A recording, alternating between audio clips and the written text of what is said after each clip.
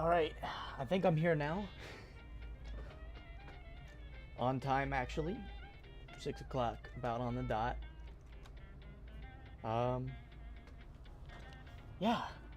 First live stream that I've had to do. This is not technically my first live stream. I've done a couple others before, but that's with friends. Can y'all hear me all right? I gotta make sure. Because I'm doing this first for myself here. So I need to make sure that everything actually works. I did a little test live stream before this. Everything looked fine, but you just need to make sure.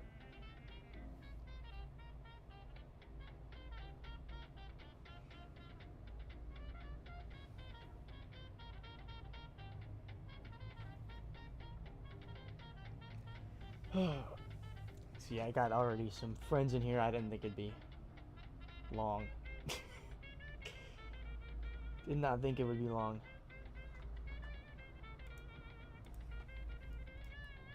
Yep. So, I won't jump too quickly into it. I'm gonna wait a little longer, see who shows up, see what happens.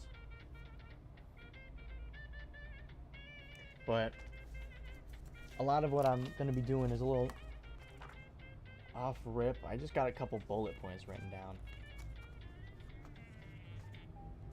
about what to talk about.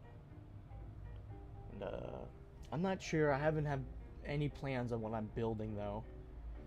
I'm probably gonna do something with the prop placer. I prefer using the prop placer more than building a character. So I gotta grab a lot of accessories.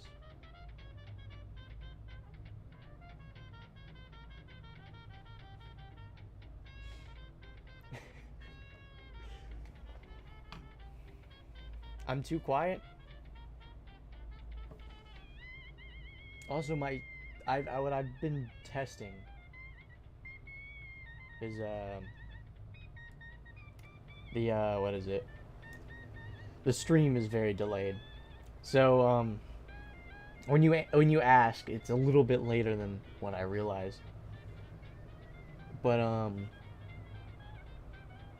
yes, for your question about stuff to rig for prosthetics. There is what I probably use is the Retextures Discord.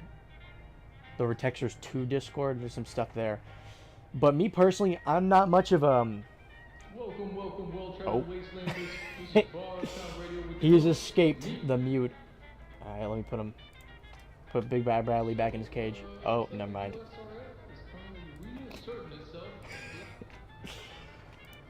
I think we'll be experiencing that a lot more. But for rigs, I don't use them too much myself personally, because I feel like to use rigs effectively, you really got to be like the master builders in the Lego movie, where you can just see everything. You see. Oh no! Oh boy! Oh boy! Oh boy! That's gonna be happening a lot, isn't it? I sure think it will.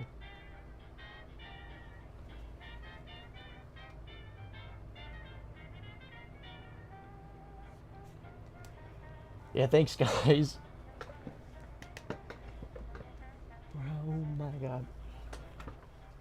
But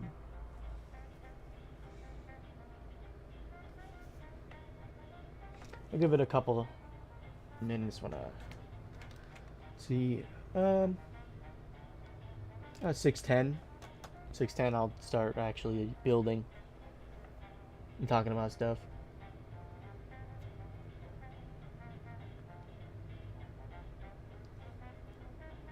For anybody who isn't aware, the two people in the chat right now are my friends who are being exactly what you expect them to be.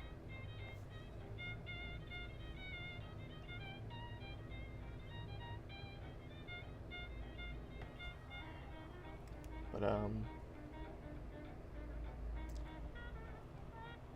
those comments. But yeah, I'm excited to be here.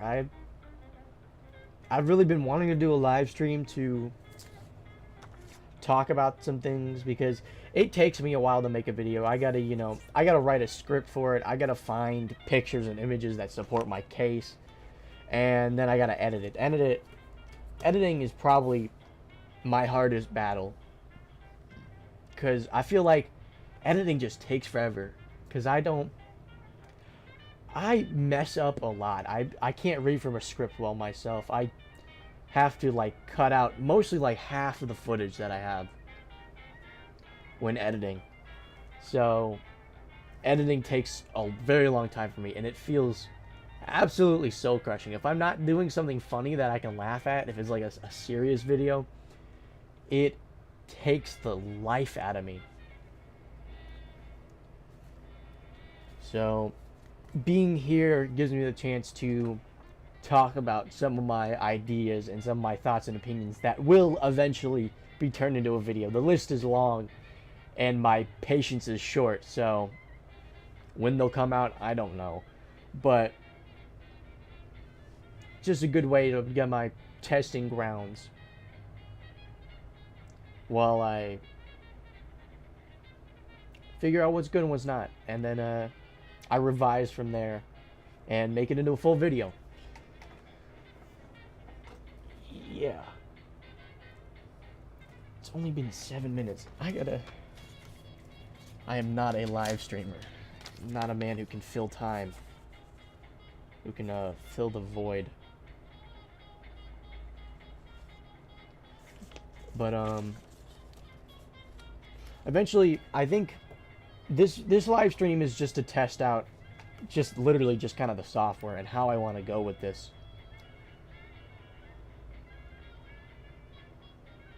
Oh yeah, I don't know when this audio is going to reach you, but yes, I'm definitely planning on doing more live streams. It's a big plan of mine that I want to do it with some friends, and maybe hopefully get some people of importance on as well. And we'll probably be doing other stuff. Like, I'm thinking I might want to do a Halloween live stream, play Halloween live. I was thinking more fun stuff than just me talking while I'm building. So yeah, definitely plan on it. I have no idea when, because it's not going to be a regular live stream. Is not going to be a regular thing I do. It's probably going to be more one-off stuff I do every now and again, because I don't really have the space to do live streams, and I don't really have the equipment for it. Oh, but yeah, Chad is definitely the hope that one day I can get him on. He's subscribed, I know that, and he's comments, so getting close. A couple steps there.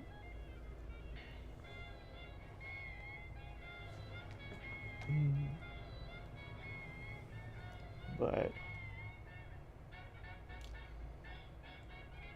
oh man, this is the hardest part. I can't. It's filling the time talking. It's easier when you do it with a friend, because I feel like you bounce stuff off each other. Instead, it's been a while since I've had to kind of do this. I usually I used to make my old videos, my gaming videos that weren't just ATF. I found it definitely just as much challenging. Where you gotta just, it's weird talking to just nobody. Just sitting here, just kind of like talking to an empty room. What feels like an empty room to me, at least. And just figuring out how to keep a one-ended conversation going.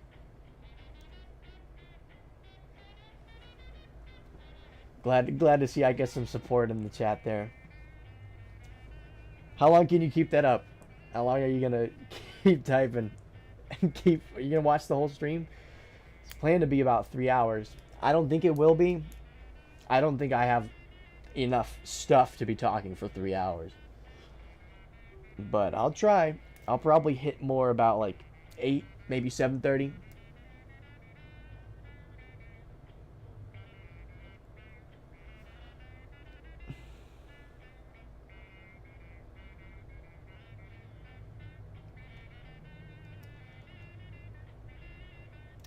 Oh, a beginner's guide. That's actually something very good. It's like a very good thing I haven't thought about. But yeah, I should probably do one of those. I just, I don't like doing tutorials too much because I feel like I miss a lot of things. Oh yeah, PTC is permission to cripple. That is if you are doing something to another character that is irreversible, such as removing a leg, removing an arm, removing fingers, removing eyes, and even burning somebody. If you burn somebody bad enough to the point where they'll be like permanently scarred, looking like Two-Face, then that's also PTC. Damn it, man! I just realized that was my friend telling me that. I really thought it was the other guy. I just fell down that pitfall.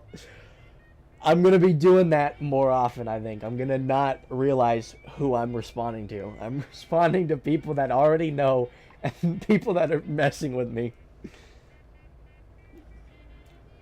Got my enemies in the chat.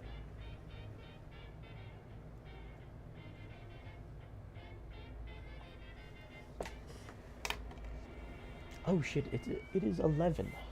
So I think I'll get this on the road then.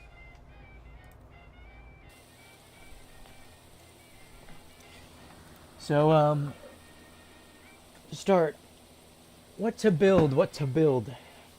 That is the question here.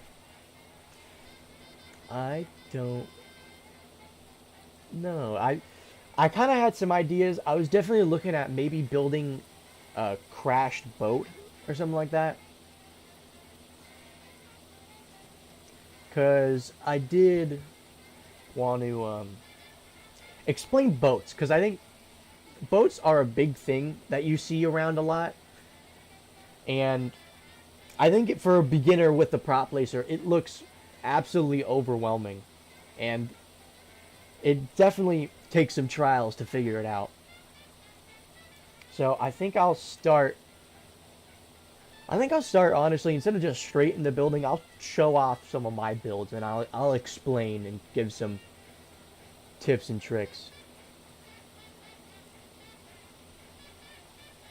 Build the RV from Breaking Bad. I don't know. That would be kind of fun, making an RV. Although I was never really good at those vehicle builds. I've seen like ATF-7. I remember a lot of helicopters and stuff like that in there. That would be something to build, but I don't know. I think it'd end up looking horrible. So I think I might talk about boats. So yeah, I don't want to be here. I want to... For anybody who needs to make a build somewhere,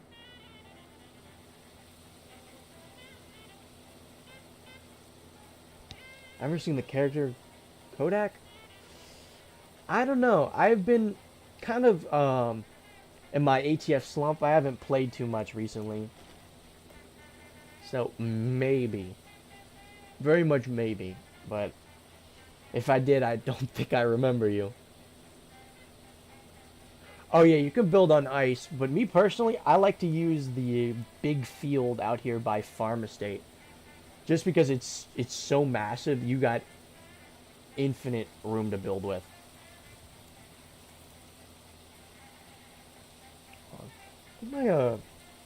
My music's a little low. It's a little quiet. At least on my end. I'll bring it up a smidge, about 5. But yeah, I'll show off one of my... Oh, oops. I almost messed that up, and luckily I didn't. Because thankfully I have my savior. This is supposed to be an icebreaker. Whether it actually looks like that or not, beauty is in the eye of the beholder, is what I can say. But it is supposed to be an icebreaker.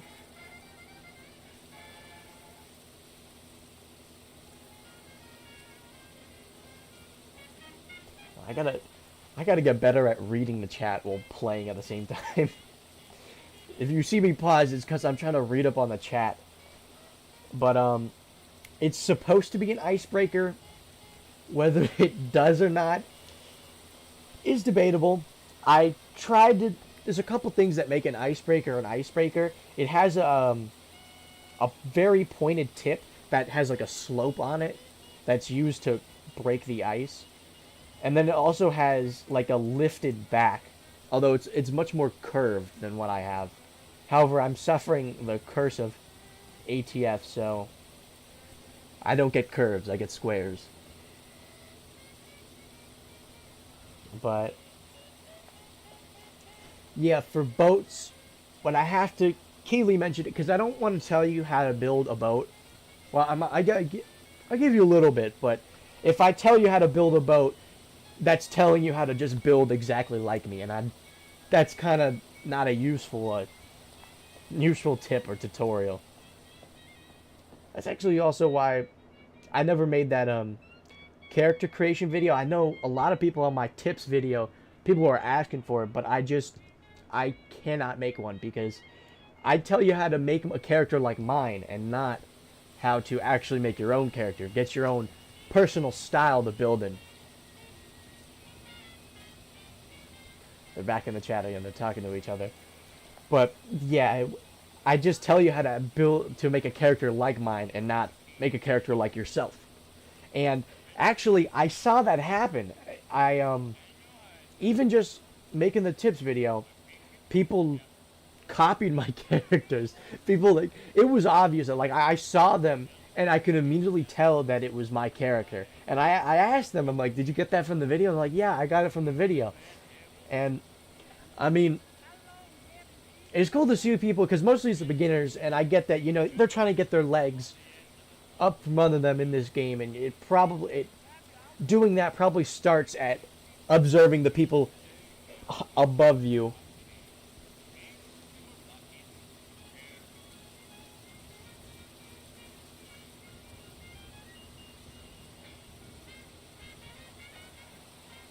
Sorry, I read the chat again. But yeah, you take inspiration from the people above you, but it's like, it kind of told me, it confirmed to me exactly why I never made that video. Because it would just end up with a bunch of me's running around, and I didn't want that. I wanted a bunch of you guys to be running around playing this game. I might do that as well. I might do a character showcase for a little bit of time filler as well. But I think I'll do that in the beginning because I do just want to warm up a little bit here and see if anybody else will join. It's looking like it's just you guys in the crowd, which I'm not mad about. I mean, 176 people. I don't imagine any of more than like 2 of them are actually going to be able to watch a live stream or put up with a live stream. Me personally, I understand. I can't stand live streams. I really don't like looking at live streams. I like myself to cut down just the good stuff. Opinion on OSC sniping. With permission, I think it's fine. I've had that happen before where people ask, like, can we, like, mess with your party a little bit? I'm like, it's fine. But, like, the people who just, like, randomly show up and start firing at you and then just, like, that's it. Like, that kind of, like, RA. If you don't know, that's random attack. And, that's just when you attack somebody for, like, no reason. Instead of, like, having a reason behind, like, if you're trying to rob them or something, you literally just, like, almost like in GTA when you just walk up to somebody and just, like, beat the shit out of them. That's kind of what RA is. So, OSC sniping without a purpose, and OSC sniping just because you want combat is a very low down thing to do. If you do it tastefully, then I think it's much better. Also, oh my god. Also, yeah, what challenge do you have for me? I'm all ears.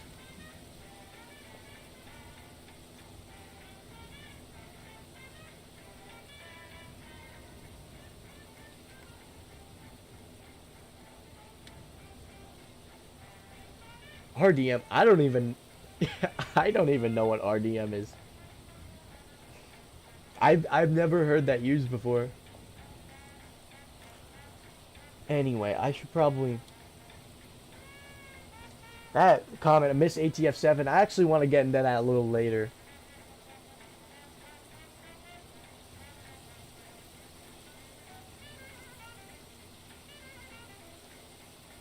I have no idea what the Harvest Man from Fear and Hunger is. I do have an Eldridge, and I don't like making Eldridges. It's quite a difficult thing. Honestly, if you plan on making Eldridges, I think you should wait until Chad gives some sort of like quadrupedal morph. That's like a thing that runs on all fours. If you have a morph for it, I think it'd make making an Eldridge a lot easier, because I had a friend try to make an Eldridge on all fours, and the body doesn't line up and it gets a little funky. So you're kind of stuck to like standing Eldridge. I'll show it real quick. I'll get him. She's in fact my only mutant character. I don't use any other mutants. Let's get some light. Actually, in the build.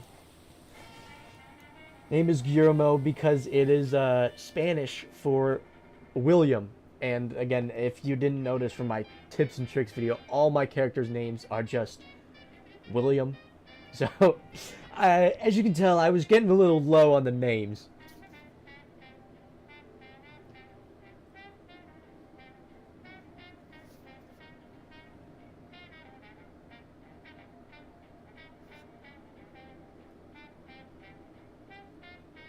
Sandstorm. I was around for 7, and that was it. I was around for late 2019 ATF 7, and even then I was just starting off, so I had like no clue what was going on. Anyway, I gotta balance things. I think I'm gonna talk a little more about what I need to do, and then I'll look at the chat like every 10 minutes so I can actually have some things balanced out here, because I keep not finishing my sentences. Anyway, this is a Vermin. That's why he's so short. This is my Vermin character that I use with my other friends. My friends that are in the that are here right now. They were guppies. I was a feral just because we needed a little extra strength. He is all rig. He's like an alright. I think he's pretty average for what you can make for an Eldridge. He's like alright. I have some stories with him. When we did Eldridges, I know it's kind of hypocritical for what I've said about Eldridges before, but we've done some silly things with Eldridge. Like, for example, we had a build in... Honestly, the boat can wait. The boat is not going. Let me show you. We had an Eldridge Nest in one of the newest buildings released. This one. We had one in here, and it was like on the second floor. We made it really annoying to get up here, because the game plan is we'd like run outside the building, attack people, and then like retreat into the fort. So when they chase after us, we just like destroy them here. But specifically what we had is, before these stairs were broken, and ah man, that's such a shame. We can never do it again. But before these stairs were fixed, they used to be just, there was nothing here, so there'd just be a complete drop straight down. And what we did is, right up here, we had a gas stove tipped like vertically. And so when people would charge us up the stairs, we would just drop it on them. And it was like, we'd say it wasn't a full gas stove, like it was gutted, so like there was no gas canister or major components. But so it was like a shell of a gas stove would just get like dropped directly on them while they're kind of like go up the stairs like it was at a Home Alone. And one specifically was really funny because it worked. I think we did it about 3 times, and we'd hit them and they like fall back down the stairs. But one of them, I did it too soon, and they were like right here and they were coming up, and then the gas stove hit and it just slid down and like slammed into the wall, and then they immediately like ran away. And it was just good because they were so fuming. Their character was like shouting at us as he was running up.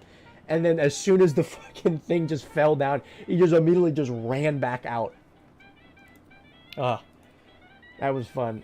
Other weird stuff I've had with this character. A lot of people want to make this character their pet. I don't know why. but they see my character and like, oh my god, it's so adorable. I've had that happen about twice, I think. It's weird that it's happened twice. But yeah, I've had that happen.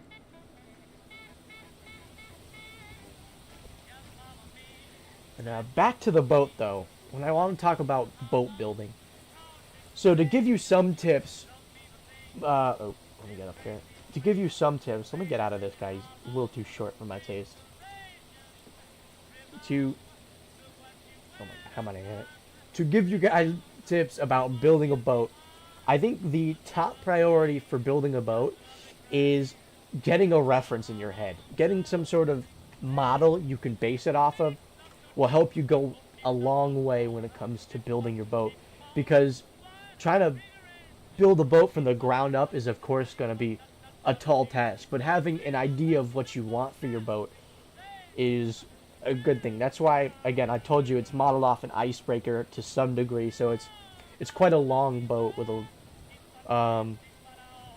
normally actually the controls are usually closer to like the middle of the front, but I wanted to put it in the back because it just I prefer it that way. I've made a couple boats with the bridge in the front, but I like to keep mine in the back for like this kind of open air room. Again, it's personally your choice. I think whatever looks best to you probably will work best for you. But so once you get that reference in mind, the second most important thing is being symmetric.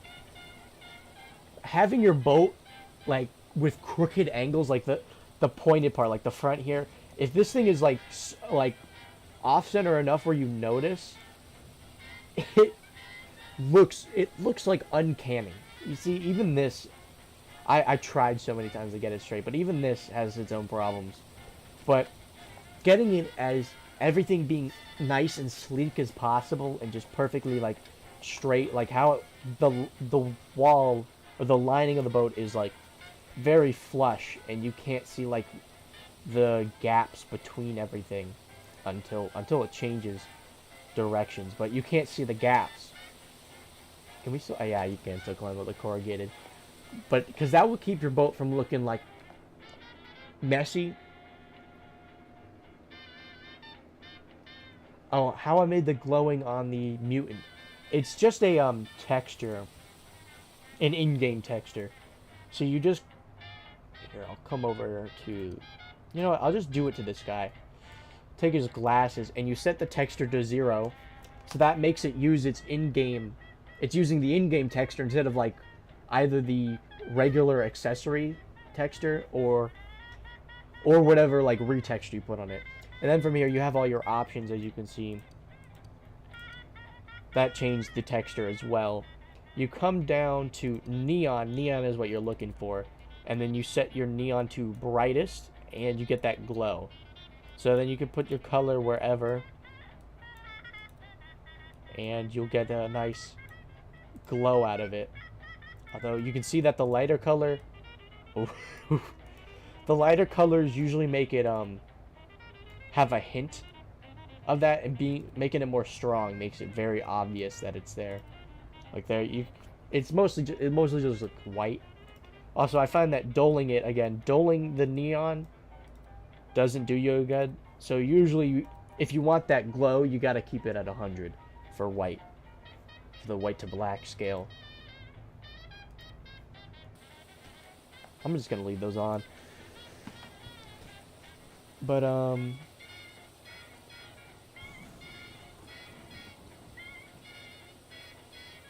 I'm reading again. But yeah, so being symmetric is very good. And also, second best thing is cutting corners. What I've learned, because I have the max amount of prop space. I even have more. Since this latest update, I can keep building on here. But that's a project for another day? Maybe not. Maybe I can keep building here. Actually, that might not be a project for another day. That might be a project for right now. But that in a minute. Knowing how many props you have is very important, because you will quickly find that if you're not careful and you want to add all this stuff to the boat, all these details on it, your prop limit will max out fast, and you'll be stuck with like a half-done boat that you basically just kind of have to like sprinkle a little bit of decoration on. Of course, because I have max thing, I'm fortunate enough to be able to kind of go a little bougie on my props, and especially my boat. But I made sure to keep my build to a minimum, my props for the boat mostly to a minimum, and made sure to get a lot out of a little and spread things around. Like this as well. This is I know most people probably don't have this. This is 2021, I believe. Super mystery box Christmas item. This is the bunker. This thing is great because all of what you see in here is just a single prop. All of it. So having just one prop to simulate a lower deck saves me a lot. So that's something amazing to have. That's a good corner cutter right there. Over here, as you can see, this is what happens when you run out. You get a little skimpy on some parts. I might start furnishing this in the video. It's not a video, it's a live stream. I got all my controls and whatnot. This is how I do it. If you ever needed to know this, I feel like this is something people probably need to know, is that if you're looking for like control panel doodads for whatever reason, the radio pack does you good. This unfortunately is not. That's from a limited time item, I believe. A limited time prop pack, yeah. So that you can't get, but everything else over here on this is all props that you can get. So they're definitely something you really, if you're interested in making a boat, I would definitely, clicking on myself, I would definitely think about that. I don't have that many other boats. Oh, I had the crashed boat. That's just a decorative thing. That was like for special events I do. Special events, it's more likely a better click to place. A better term for it is questing people. Me and my friends usually like to make like a simulated event happen for somebody, just so they can have a fun story to tell, and because it's kind of fun, honestly. Anyway, do I have this in here? I don't, but I thought I did. I think I'll have to add that. But a detail I wanted to talk to you about, secondly for boats, is the curse of click to place. That's kind of in the tree. Okay. Let me change that from confirm to place, so now I can actually not have to worry about that.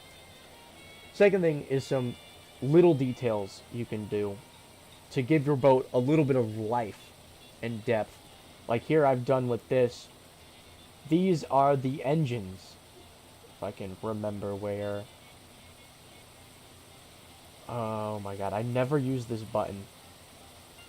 It's the prop Goliath. There it is.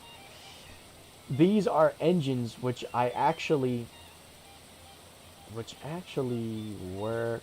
Oh, that's right. When you have prop collide off, you can't interact with stuff. Okay. Dang it, I knew. Oops. Hold on, I accidentally just deselected stuff while I was trying to grab the whole thing. Here we go. We'll just lift us up a little bit here. And we'll just turn those on. And then I can disappear back out. Engines. Yeah, I got some engines. More realistic would probably be... more realistic would not be this, because it'd be fusion powered. Although, the engine for the car in-game also kind of does this, so... And it's supposed to be fusion powered, so... Am I really that off? I don't think I am. You can watch the exhaust. Yeah, there you go. So, that's supposed to be fusion powered, and it kind of makes almost a similar effect, just less smoke. Yeah, fusion. Less smoke, so not that crazy, I guess. But for the beginners, starter people who want to make a boat, my easiest thing you should do is make a barge. Because the barges just save you a lot of thinking, because it's just a square. Oh, wait, hold on. I gotta do something real quick. I'll be right back.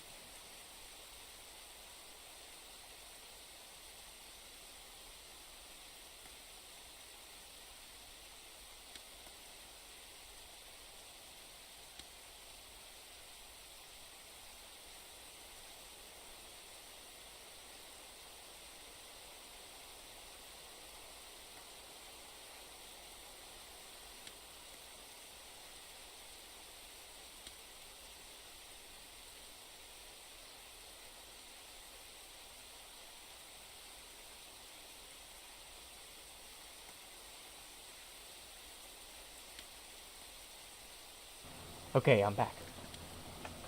Sorry, I was discussing dinner plans with my mother. I'm gonna get some takeout, so I'll also have to disappear for that as well. I might not. I don't know. How bad would you guys be if I did a mukbang? Not a mukbang, but I don't know. I might just eat and answer some of the comments still. Anyway, somebody actually had some questions. What do you think about the... Yeah.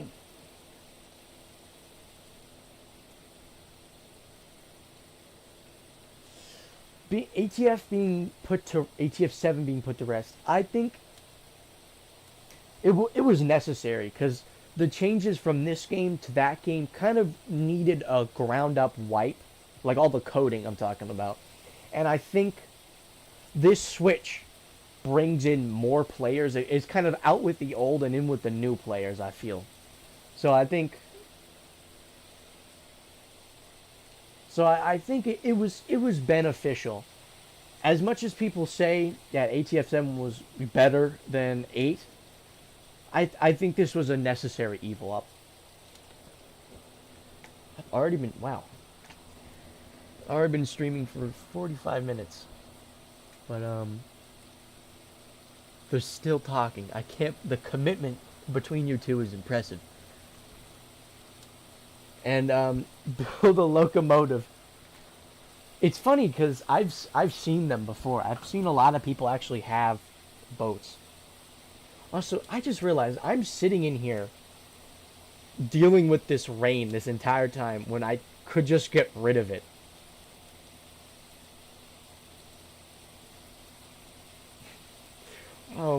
Wait, is there just no clear option?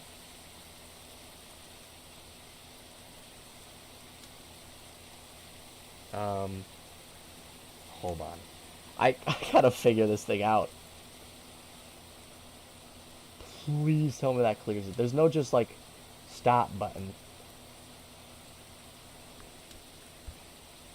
I don't think that worked. Can I edit? Oh no, that gets into this stuff. I never figured this stuff out either. I can make it worse. Let's just make it better. How do I do this again? Increments. No one is selected.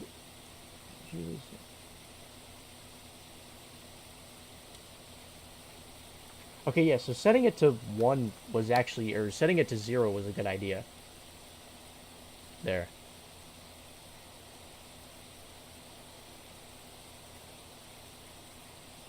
Yeah, okay. Yeah, alright, these are all, should be fine. I think, we'll see in a couple seconds, that should fix it. Anyway, if you are starting off and you want to get a boat so you can, you know, place it anywhere you want around the map, I think that a barge is just easiest, because instead of having to deal with symmetry and stuff, it's just a square. Hold on, just a square. So you don't have to think too hard about it. You just got to make sure that your wood tile, your whatever platform you're using for your flooring, fits around the edges, that the lining fits around correctly.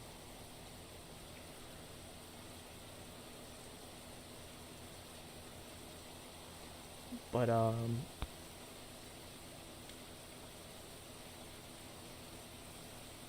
am I too quiet? Oh, I wanted to turn myself down because I was a little worried about my I think my sensitivity is really bad.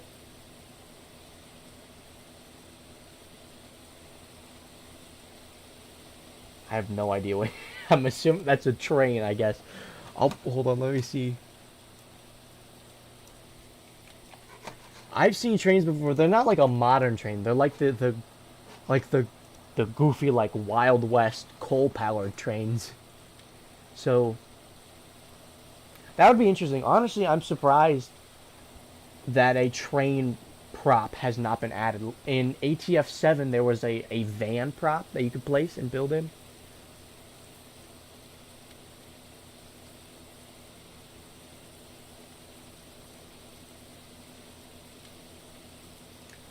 Right now, I'm not making anything. I'm just showing off some of my build while I was talking about some...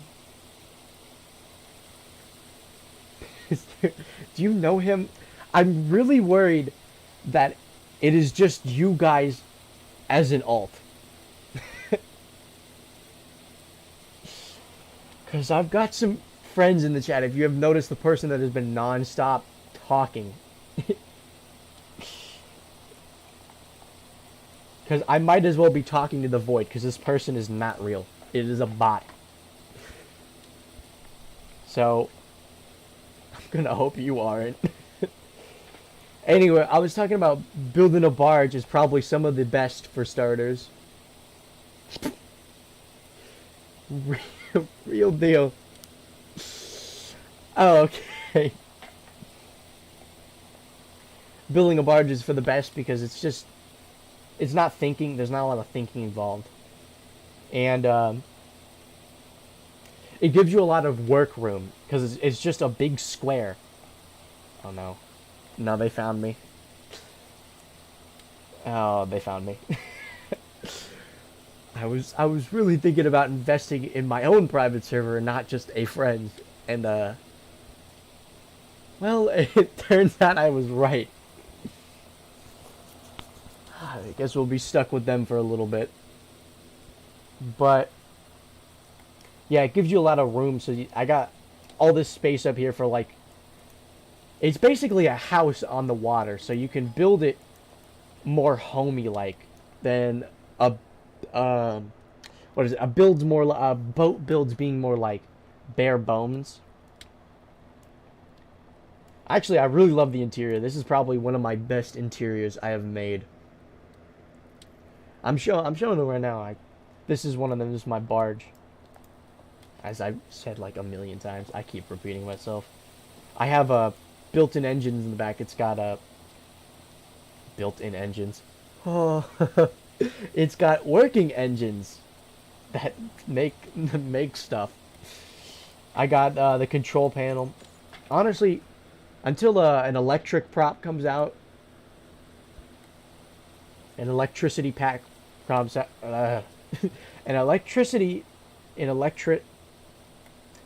electronics. There we go. The electronics pack comes out. I'm kind of be stuck with this kind of mediocre kind of setup, but the radios do their job. And I got kind of like this workbench back here. Oh. I thought I did not fix the environment, I guess. Next build. This one is a group build. Oh, let me load it. This one's a group build, so you're only seeing like 1/5 of it about. So I'll load that in.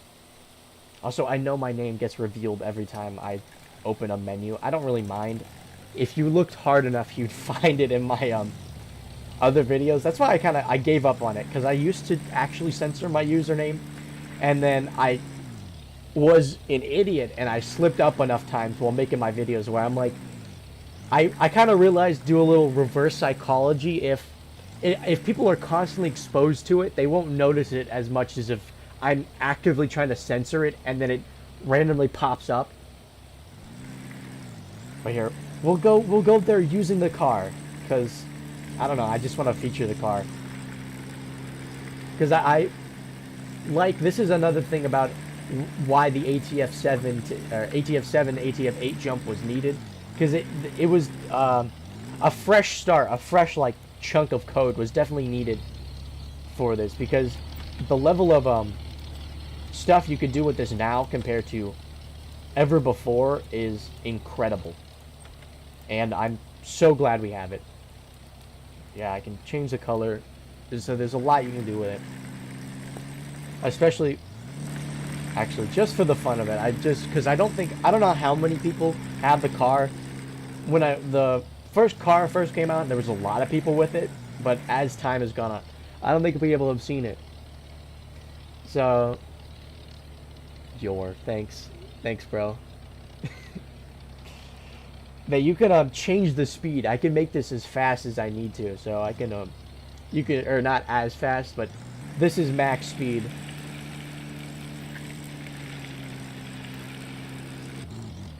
It's something fun to mess around with, but it's not built for this map. I probably should talk about my other thoughts on the car. I'm glad that we got all these changes, but a couple complaints. The map is not built for a car. Especially take like a lap around the city and you'll see, oh no, and that you see that you're gonna have a bad day, and that going over 130 miles per hour is not necessary, because there's not enough like open space for you to be able to even like whip around at this speed without just immediately smashing into everything. And so hopefully maybe we'll see like bikes, motorcycles, ATVs, some smaller cars that can actually get around the environment, or maybe we'll see in a map switch up. I doubt we'll see that, but you can only hope. It's a drastic solution, but it is a solution. But another thing I don't like about cars is the and that's the end of the car. I hope you guys like the car, because that's not going anywhere until I just despawn it. There we go. But another thing I don't like about the car is the color customization. It's very weird, because you can edit the car, you can change up a lot with the car. As you can see, there's a lot to do. Well, there's sort of a lot to do. It's all, default right now. So there isn't too much going on, except the back. You can change seats, add. If it worked, if it worked, I would. Yep. ATF, am I right? Anyway, I can remove stuff so you can see that the customization. I can even remove the wheels, but the customization with this is a lot, and same with the color. Oh, wait, hold on real quick.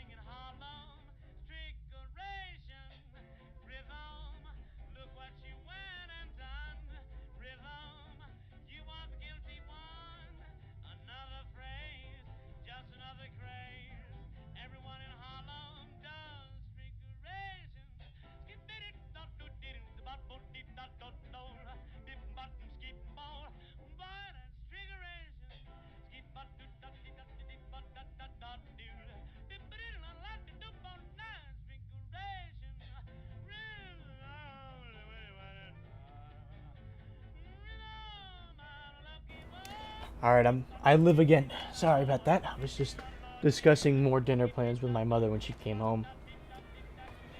But where was I? The car, right? And I see you guys have been talking a little bit. I'll answer. So the car, one of the biggest issues with it is coloring it, because to color it you have to find each, because you can color different sections of it. You can color all the zones of it differently, as you can see here, like how, again, most of it is not, you can change, I believe, just about everything, like the dash, you can change the hood when it was there, you can change the tailgate, okay, I gotta re-add the truck, when it was there we go, you can change the tailgate, you can change the body, I believe, yeah, you can change down here, you can change the doors.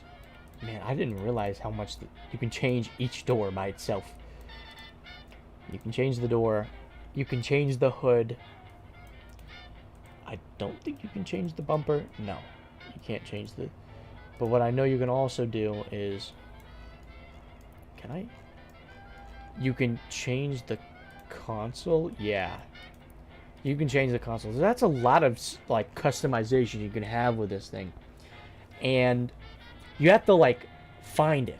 That's the most annoying part, is instead of, like, it being in this customization menu where I just, like, click a different tab and it changes to, like, colors instead of attachments, I have to go around and find and click on each zone and then start changing the colors. It's a little tedious. And I think for a newer player, they probably might go a while without realizing that their car can even be customized with its color. Oh, you can color chairs. I didn't even know that. See? I didn't even know you could change the color of the chairs. Can you?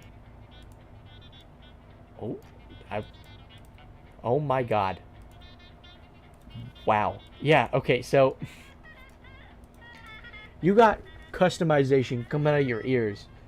But it's hard to get all of it. I'm scared to see you. I'm scared. I've seen that they have come and gone. So there's a lot. Color? Oh, you're not American. But anyways, what questions did I miss?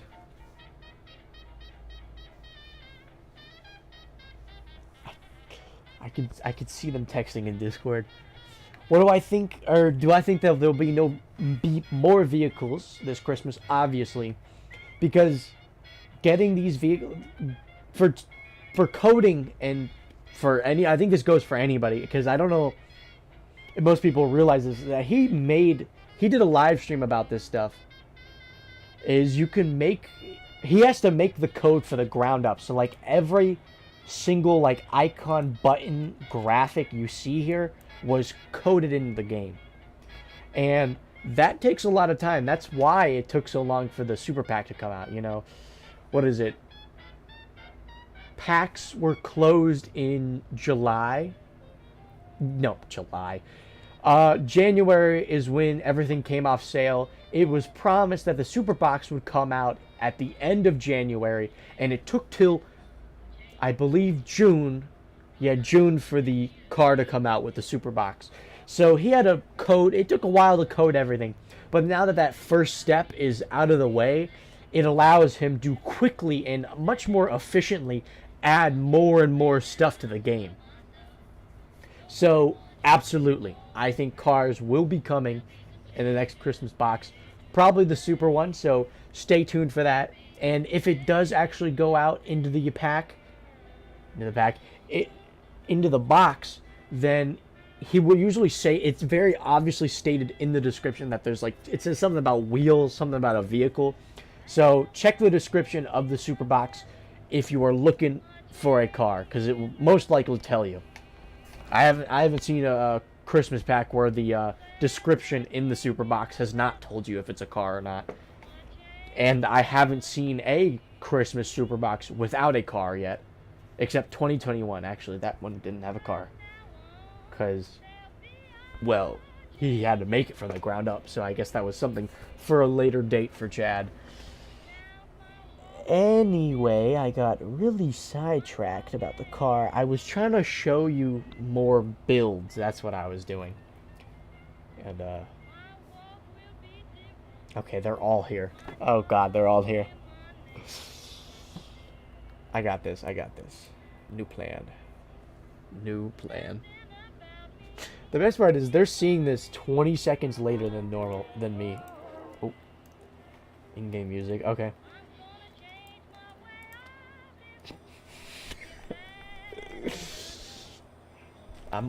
It's so fun because I'm looking at my own stream and I can see. I see when it comes up. Here, I'll get my character back. I'll pick a new one. Now, let's go. Let's go my... No. Let's... I hear them. My 5 seconds of happiness.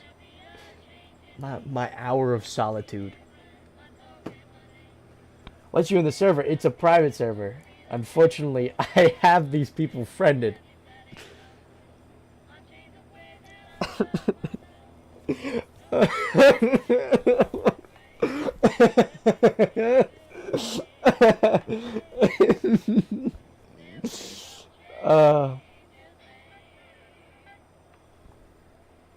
I got a live studio audience.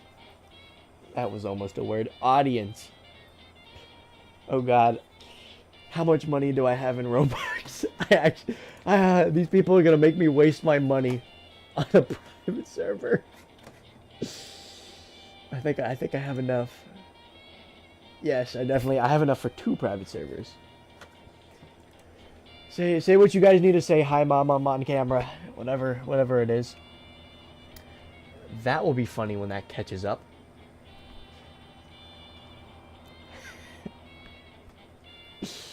Oh God. Oh God. Are you all actually gonna stick here the whole time? Or are you guys gonna leave? Because I'm gonna lose it. I think I'm gonna lose it. Huh. There would be more of them, but I don't even think they're home right now. They would definitely be here if they were home.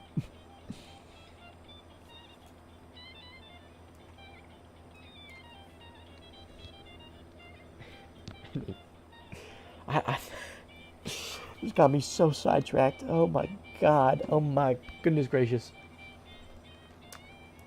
Oh, that is what you call being in a call.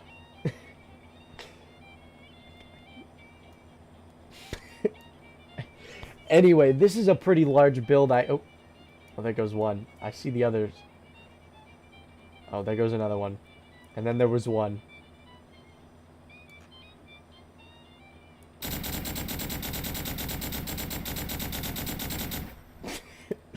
Anyway, this was a co-op build between these idiots. It's for the Voyagers actually. It's a market that we have. I'll show you the outside. So it's a black market. So first off, I have the advertising because that is absolutely necessary to actually get people to look down there.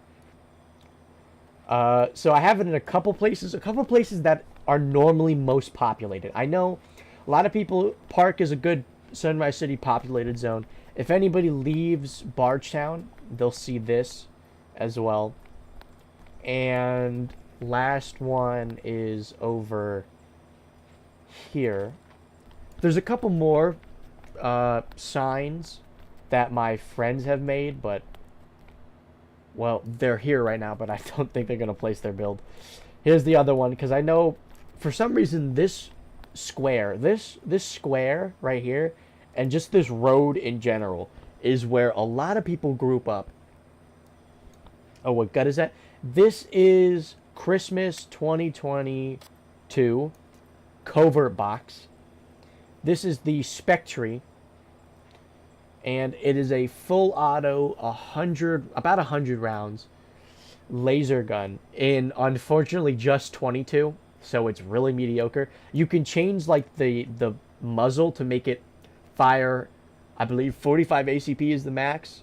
So it's literally it's just the laser American 180. That's kind of just all it is. I'll do a little fire preview. I do have a video for this if you are that interested.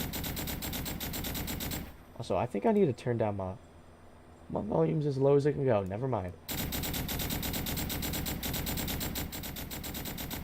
There.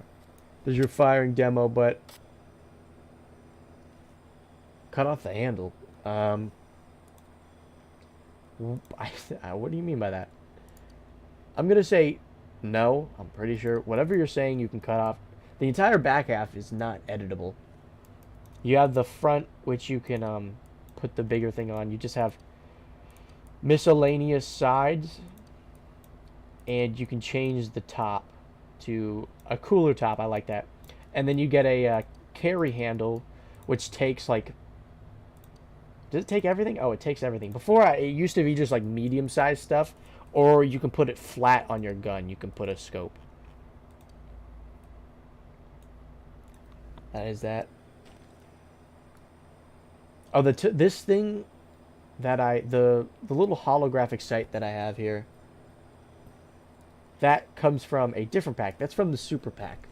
That's the Super Colt. Yeah, you can remove the carry handle though. Anyway, so this build is a sewer marketplace for the Voyagers. That's actually what this guy is. So, Voyager by the horrible pin. I probably need to get him some custom clothing. I'll do that sometime. I don't know, but do a little work outside. Just a little bit. And you come down here. The front half of this build is mine. If you didn't notice why everything is... Oh.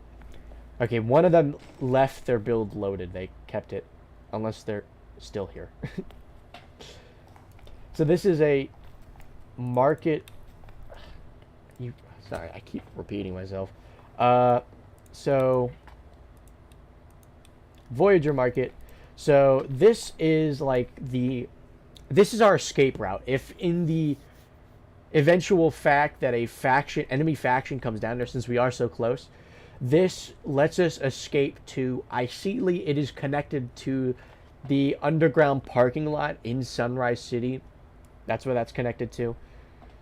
Actually, I have something to talk about faction v faction thing.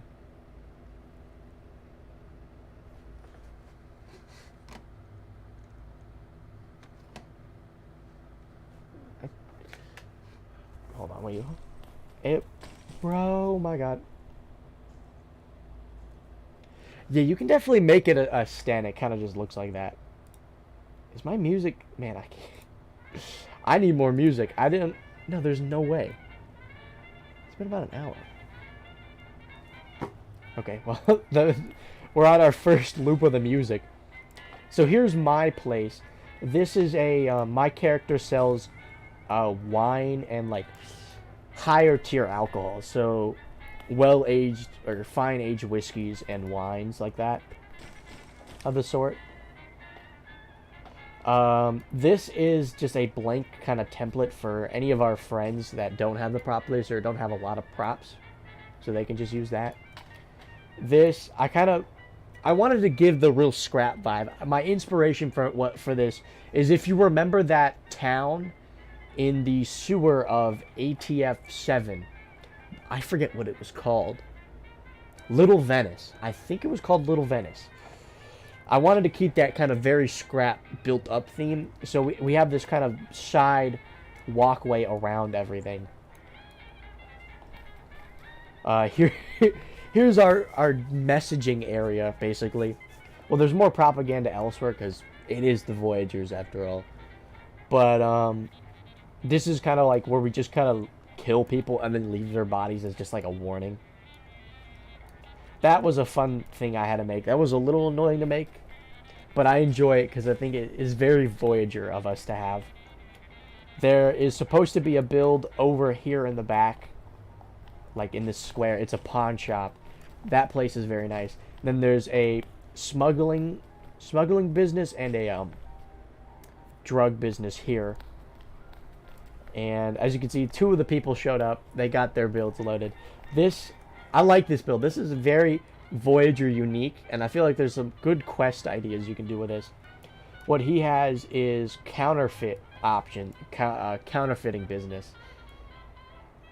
So it's fake money, fake IDs, fake badges, and more. And oh right, he is a mercenary hire. And then over here is the... They just block that? Oh wait, no, I forgot.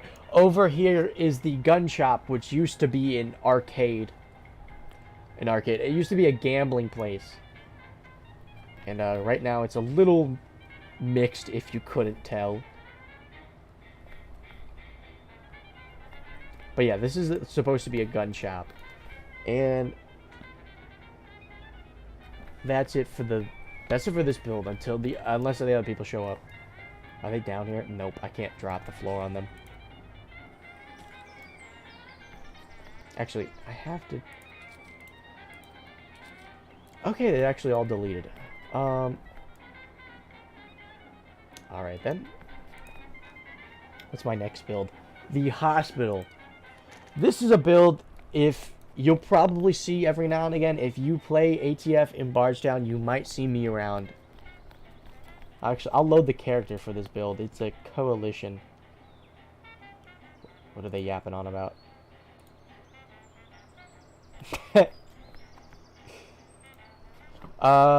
My coalition medic. I'm actually doing a rework for him. I'm relying more on the rigs for this character. I have no idea what you said I do to, because I have like a 20-second delay, so I immediately forgot whatever I said, and I have no idea what you were responding to. I need to change the hospital. I need to change these signs to make them look more like the other signs, where they're more look like they're painted on.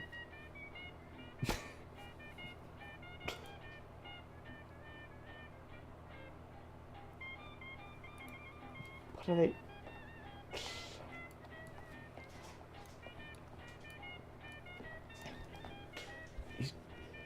They never failed to make me speechless. Okay, here's the hospital.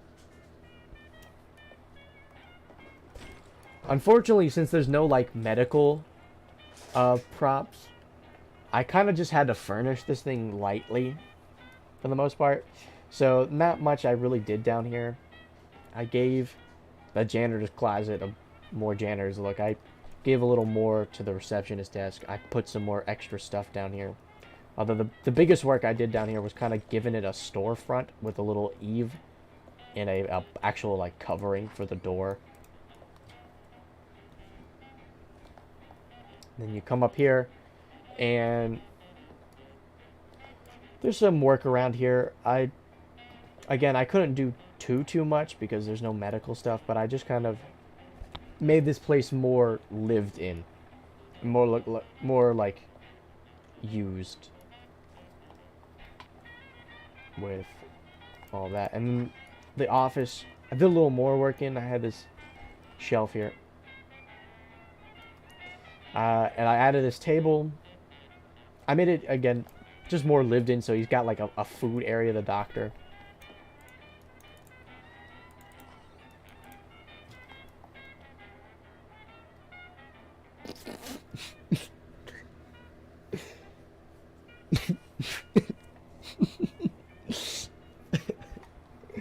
Okay. Up here is where I put in the most props. This is the Coalition storage unit. Normally without all of this, it's like half what you see right now. And so I added a lot of stuff. I added like a kind of rest area here. Here, I'll show you. I can show you, since this is kind of just the build. I can show you what it looks like without it. This is what the storage room looks like without all of my build. Very lackluster and empty. Dang, I got 9 people watching. I think that is our peak. What's next on the build? I already showed those 2 boats. Crashed boat. It's a little messed up. And the more I feel like I think about it, the less I'm kind of happy with it. That's honestly, if I do replace it, or if I do start building, that is what I'm going to replace. Where even is it? Right, it's Omniport. This was kind of a thing, a quest. So, for the people that don't know, me and my friends like to put people on quests, basically, and give them like a story. Kind of just like a in-game quest where it's all kind of semi-scripted. What they do isn't, but like, we're kind of all in on it. So it just gives them, it's kind of just fun to do because the combat's pretty fun, and it gives them a fun story that they can actually say that happened. This was one of them. This was a scavenging quest. It was gonna be you have to get a fusion battery from a crashed boat. Yeah, from a crashed boat. I'll load it. I haven't used this guy in a while. But, crash boat, and there was going to be an Eldridge living in the crashed boat, but, and then you'd fight it. It was going to be, I had big plans for it. It was going to be like a very long thing, where you kind of like fight the thing up to the power point, like, so you probably skirmish with it at the boat, and then you probably like rest and recover inside the, Omniport, and then that's when you get attacked. You get flushed out further into the sunrise, into the farm estate, and then you go to the final fight down in power plant. A little too scripted for, you know, a person that you don't expect to do stuff, you know, that can do whatever. But so this build, the effect is there was going to be the crash boat, and then there was also going to be like a group of also scavengers here, like working on the boat, which the Eldritch killed before you got there. And unfortunately, really annoying, I don't know why, but all other effects, all other images save on signs. However, blood textures don't. Most of them don't. Because you see this sign, you know why it's cropped off, Danger Eld? Because there was supposed to be a blood splatter, like right there, that was covering that. And now there's not. Because it just broke. So, yeah. So that's why I never really use it, because I'd have to actually go back and re-add all the blood again. And the funniest part is, if we can see it, there was also blood that's supposed to be there under, like, this flipped wagon. Some of the textures, instead of staying as blood or just disappearing, they'll be like Roblox default images. It'll be like a helicopter PNG.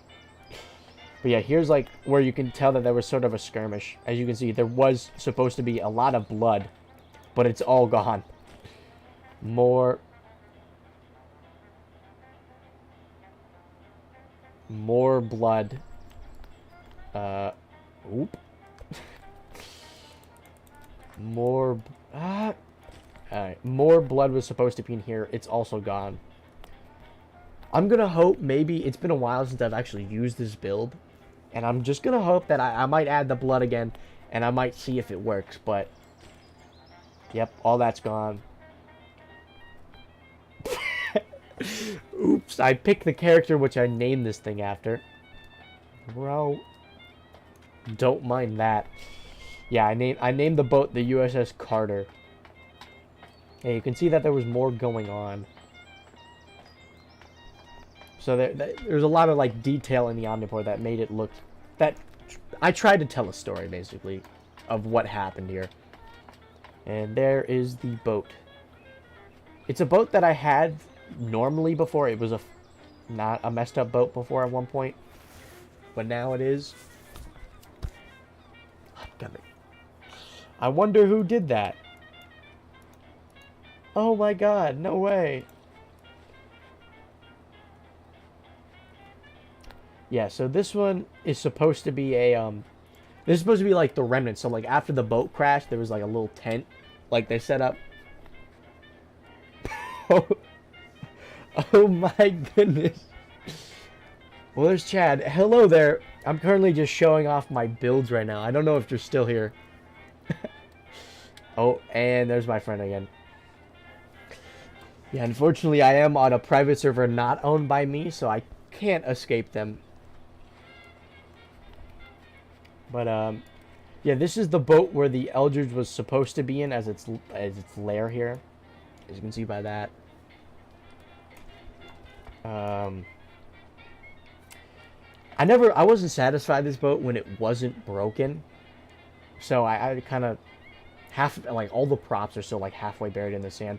That's also like the biggest problem is that there's still just a whole boat sitting underground. So it's like a lot of wasted props just kind of chilling. But I think that's it for that. So I can actually start building. Now the good question is, what do I want to build? Oh my goodness gracious. They're back. Well, since this is a testing stream, I have learned something, and that's I need to get myself a private server. Anyway, to build.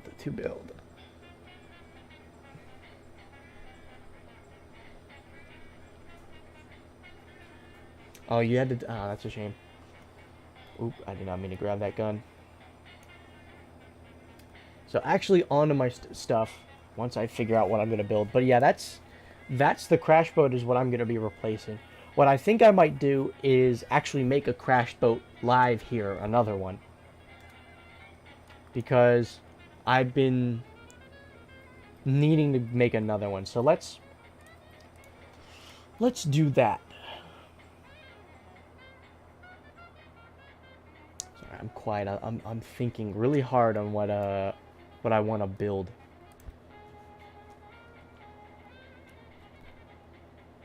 What kind of boat, I mean. Actually, also,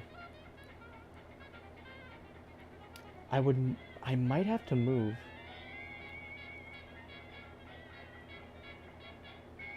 Oh.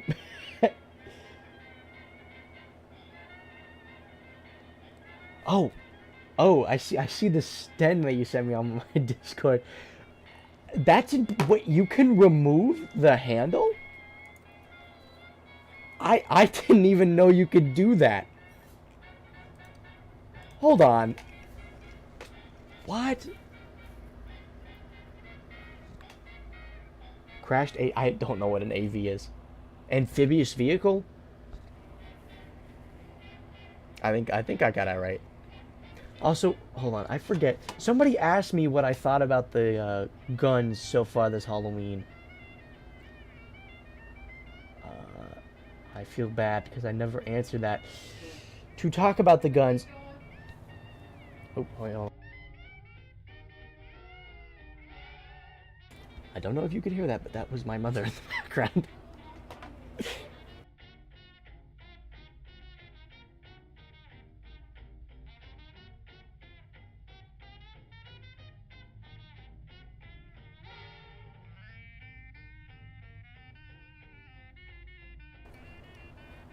Oh, it's glitch. That makes more sense because I was like really impressed. I'm like, I didn't know that you could do that. That is actually very cool.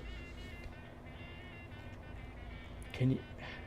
Because I was gonna be like, I swear I would have like seen it if I used the canary.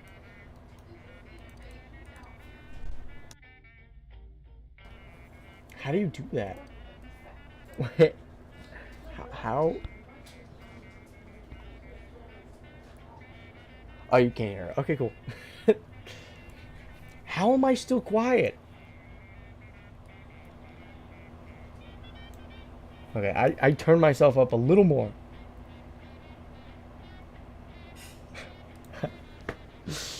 On in-game beans. You make me think when I asked for the cheese Second Sun soda. I didn't...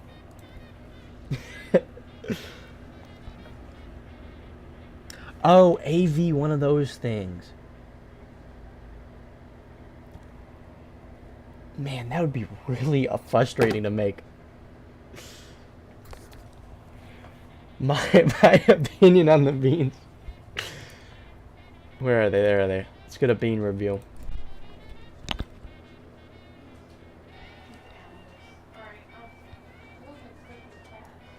Here we go. I like them. Honestly, I think one thing I'd complain is that I wish, as the E key, I wish you could open the can of beans with E, like you can do with a bottle. Oh, and Gearman's here.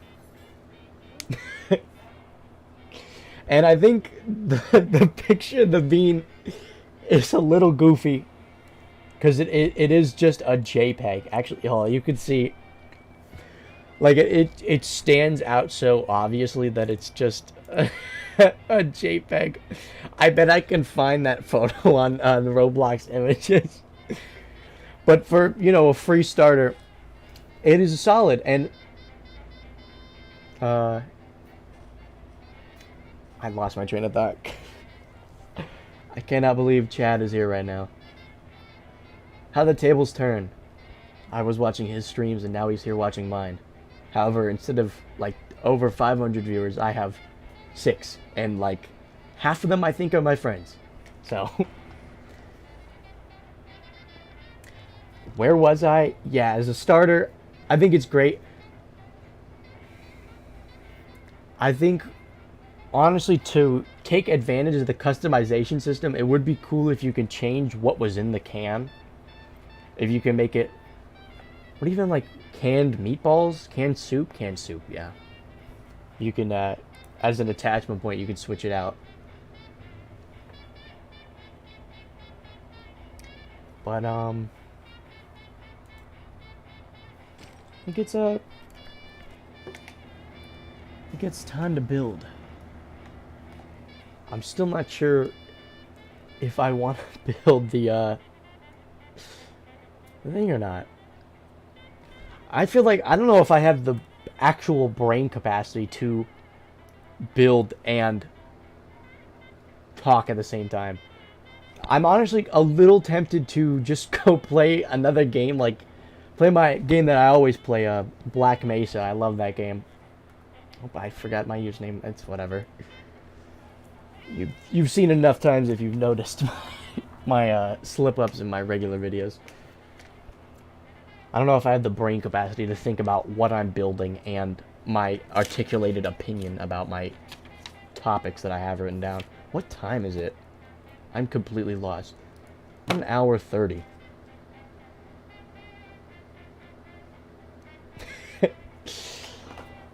But this in... Oh boy. If I get an actual audience, man, that would be something else. Because before it was fun. I was dealing on a little small scale. Get the whole squad. Or at least I'd probably get like 10 plus more viewers. Probably like 100 at the start, and then people probably get bored of me and leave. To be honest.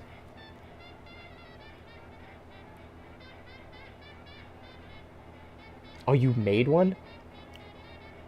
Well, don't you make me look like a fool. Yeah.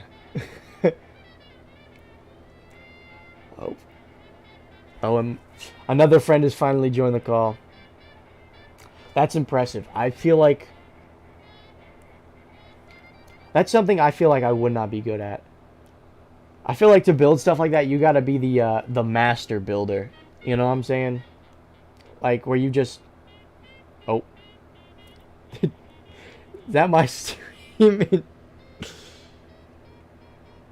It bumped up to 11 viewers, so I did... That is my stream. I can't believe that. Well, thank you so much for that.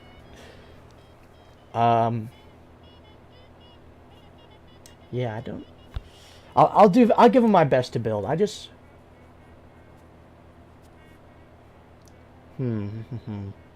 Because I just don't got the inspiration for something. do something interesting quick. Uh-oh. Oh, I got stage fright. I might...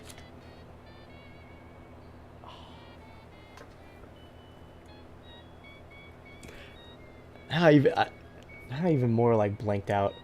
I actually just blanked out. I really don't know what to build. Somebody, actually, yeah, I'll take suggestions. What do you guys want me to build? I know there was the AV. I can try making one of those. So I don't have any streamer awards. My streamer award is gracefully hearing my voice, I guess. That's what you get. Oh, they're back again. Yeah, I can't escape them. I want a femur breaker. What about a bar? Thank you, friend that's actually helping. Cyberpunk with this prop placer? There isn't even an electric pack. I can't do that. Also, me personally, I like my rustic, not my cyberpunk. I like myself that good scrap.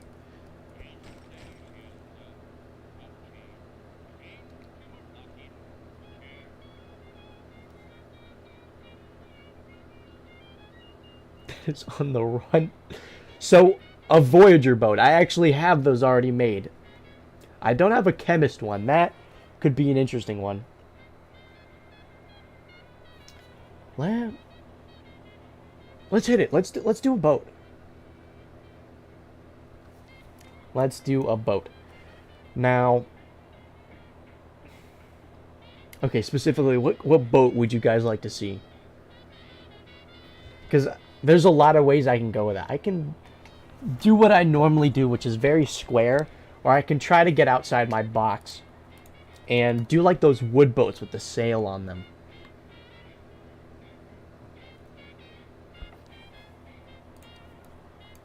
That is not... It's a platform. It's not called wood.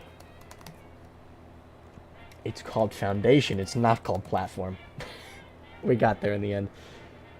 A sailboat. I'll hit the sailboat. Alright, so... Now, instead of yammering on about stuff, I can finally dip into my topics here. So, I'll start with a good softball talk with mutants for a third time. Specifically, Eldridge mutants. Now, what I've realized is that update after update for the Eldridge mutants to this third change is that the difference between them, or the difference that made ATF7 mutants and these mutants so different is, I think, the weight of their existence. And what I mean by that is, well, I gotta find a good... What I mean by that is, the mutants in ATF7 were an actual force to be reckoned with, because they could group up in large masses and had full sentience intelligence to strategically click to place. No, to actually like invade and attack other factions and even take over an entire other settlement in ATF's case. ATF's case, Mirage's case with Crater View. However, in this version of the game, they feel to me more like decorative background characters. They feel like lore filler to me. Like they don't actually have that much weight on a story, to the story, unless it is done by higher ups. And even then, at the end, I've been to one of those where it was like, it was a giant. They were a bunch of mutants coming out of the shoreline from the Deadlands, and then one colossal one showed up, like towering tall one showed up, and a bunch of people had to start fighting it. Other than, because again, that's did I do it one turn? Ooh, that's the wrong way. That is done by staff, and that is not able to be done by lower levels. I know you can still have you can still have other creatures like guppies and all of the feral and wild animal branches if we're looking at the old ones, not the newest guide, which is the very loose ruled one. If you... I just pulled my gun and fired it. Whoops. Oh, wait, I don't know if this is high up. I gotta do that. Actually, I need to figure out how far the foundation is gonna go, because I think I'm gonna do a 2x2 on the top for my board. Yeah, that's what I'm gonna hit with this. Man, that lightning. Okay, I might not have... I can't do the covered, I don't think. So I'll do the 2x2 foundation for just top. Where was I? So, they don't have... Me personally, other than click to place, I don't think it's that clunky. I kind of gotten the hang of it. Click to place for me is my biggest problem with it, because I'm like building and I'm trying to click the arrow and I miss, and then it just places the thing, and I'm like, it's really annoying if I'm like trying to like fine tune translate something and I just miss, and then I gotta like reset my mindset when it comes to building. What am I building? I am making a sailboat. Doing something a little bit out of my comfort zone that I normally don't do. I usually keep my boats a little more squared and like rudimentary, because it's just easier that way. But I'll do something a little out of the box today, just for you guys.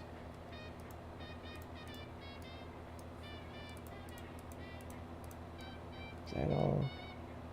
Perfect. So, I keep getting around about it here, but so back to Eldridge's. So there's no weight to them like they had. They're not such a menace. They feel like, because they are just wildlife, and they're just kind of background wildlife, right? I feel like their presence isn't threatening. It's not menacing. To me, it feels like they're there, and that's it. Unlike the biomass, which is an actual threat that you had to like think about, and an actual threat that could appear and be a threat. You know, like a swarm of basically other humans that had special abilities different from yours. So the challenge to fight them was a lot more than I feel than what we see in game now.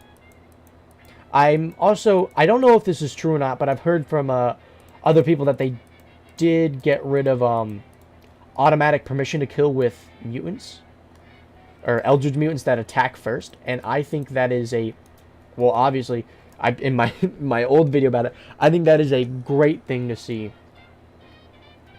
As it was a problem, because it's not easy making an Eldridge. I can tell you that, and having people to get rid of all of their progress for basically what the guide was telling you to do was absurd to me.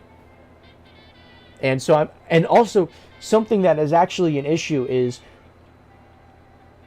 aggression is in the eye of the beholder in this case, because PTK was automatic permission to kill was only given to the human and, you know, the human sentient, human, regular mutant, and droid, you know, if they were attacked first. Oh, copy. Okay, yeah, that's a good one that can definitely be added. That is definitely something that is needed. But, I think I was using, the 1. I might have to expand this to 2. Yeah, it's looking like if this boat will be big enough. Uh-oh. Okay, I got the right one. Because I just realized they're not gonna touch each other at the bottom. Ooh, but now I have a problem where they're both gonna touch each other. Alright. Alright, I gotta... I think I know what I need to do, and I think it's shorten the boat. I think I gotta bring it, probably make it all even. I was using a 2x2. I think I'll have to use a 2x1 for the top. But, so, Eldridge is... I keep getting sidetracked. This is what I was worried about. Eldridges don't have weight to, their presence in-game and lore-wise. And the auto PTK was such a detriment, I think, to the flourishment of Eldritch Mutants. I honestly think the reason why we see so little Eldritch Mutants now is probably because the auto PTK rules and the combat rules were such harsh to them that it turned a lot of people away from making Eldridges, to the point where I think a lot of people have forgotten that Eldritch are even there. And, you guys... Hold on, I need to see what else... No, okay. So that... And again, right, that's where I was going. Eldridge, auto PTK for Eldridge is in the eye of the beholder. And when it comes to deciding that, it's up to anybody, you know? I actually had a situation just like that, where I was, this Eldritch Mutant right here, this is a Vermin. I was this guy, and the guy wanted to make me their pet. It was really weird. The guy, I was in a group, it was me, Feral, and a couple other guppies. The people actually, a couple of the people in the chat, who they were. And we were just roaming. And then we were in the Maker's Factory, and this guy just walks up, and I don't even think I can't remember if he said anything to me or not. This had to be like a year ago. I don't remember if he said anything to me, but he puts a leash on me. One, why do you have a leash on you? But that's beside the point. He puts the leash on me, and he just starts dragging me away. And we're all in a VC, and we're like, what is going on? So, my friends, or first, because my character, as you can see, I got claws on me, so I just cut the leash, and so they just like walk away, and then they come back with another leash, and they say it is boiled leather, meaning it's uncuttable. So they just, they kind of hit me with like what a toddler does when they're, is that a pigeon?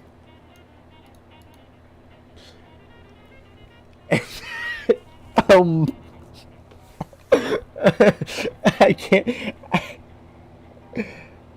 You can join private servers? I can't believe that.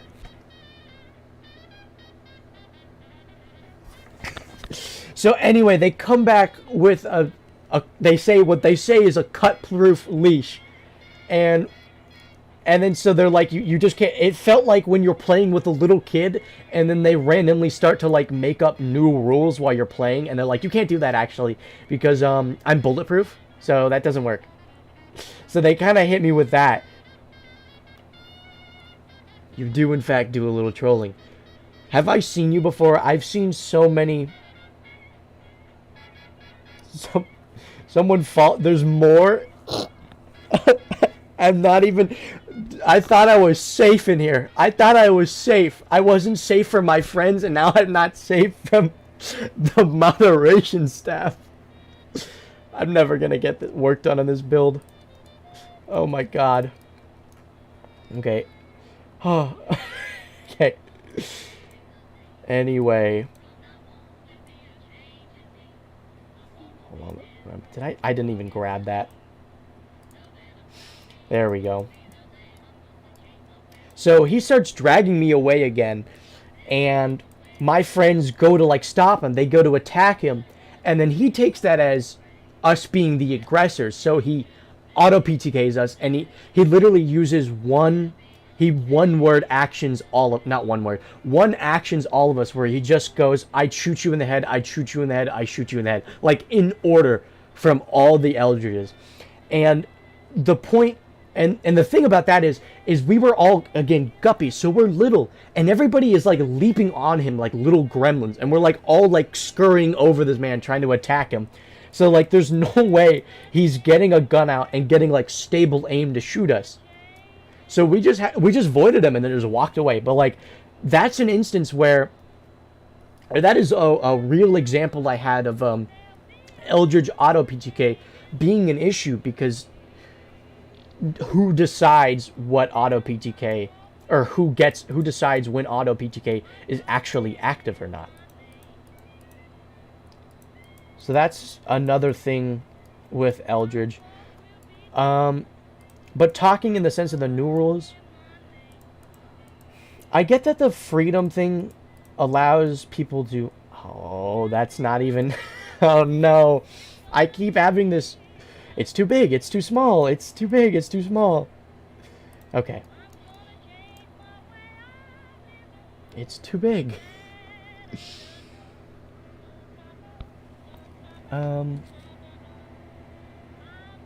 Maybe I should use foundation instead for the top. Not foundation, platform. There we go. That's still too small. Corrugated? That's even smaller. I think though, I want to make the top, there we go. I want to make the top scrap, because I want to make it a pre-flash built boat instead of a post-flash. Other way around, I want it to be post-flash instead of pre-flash. A wooden, like, scrap-made pre-flash. So I'm going to do a scrap top.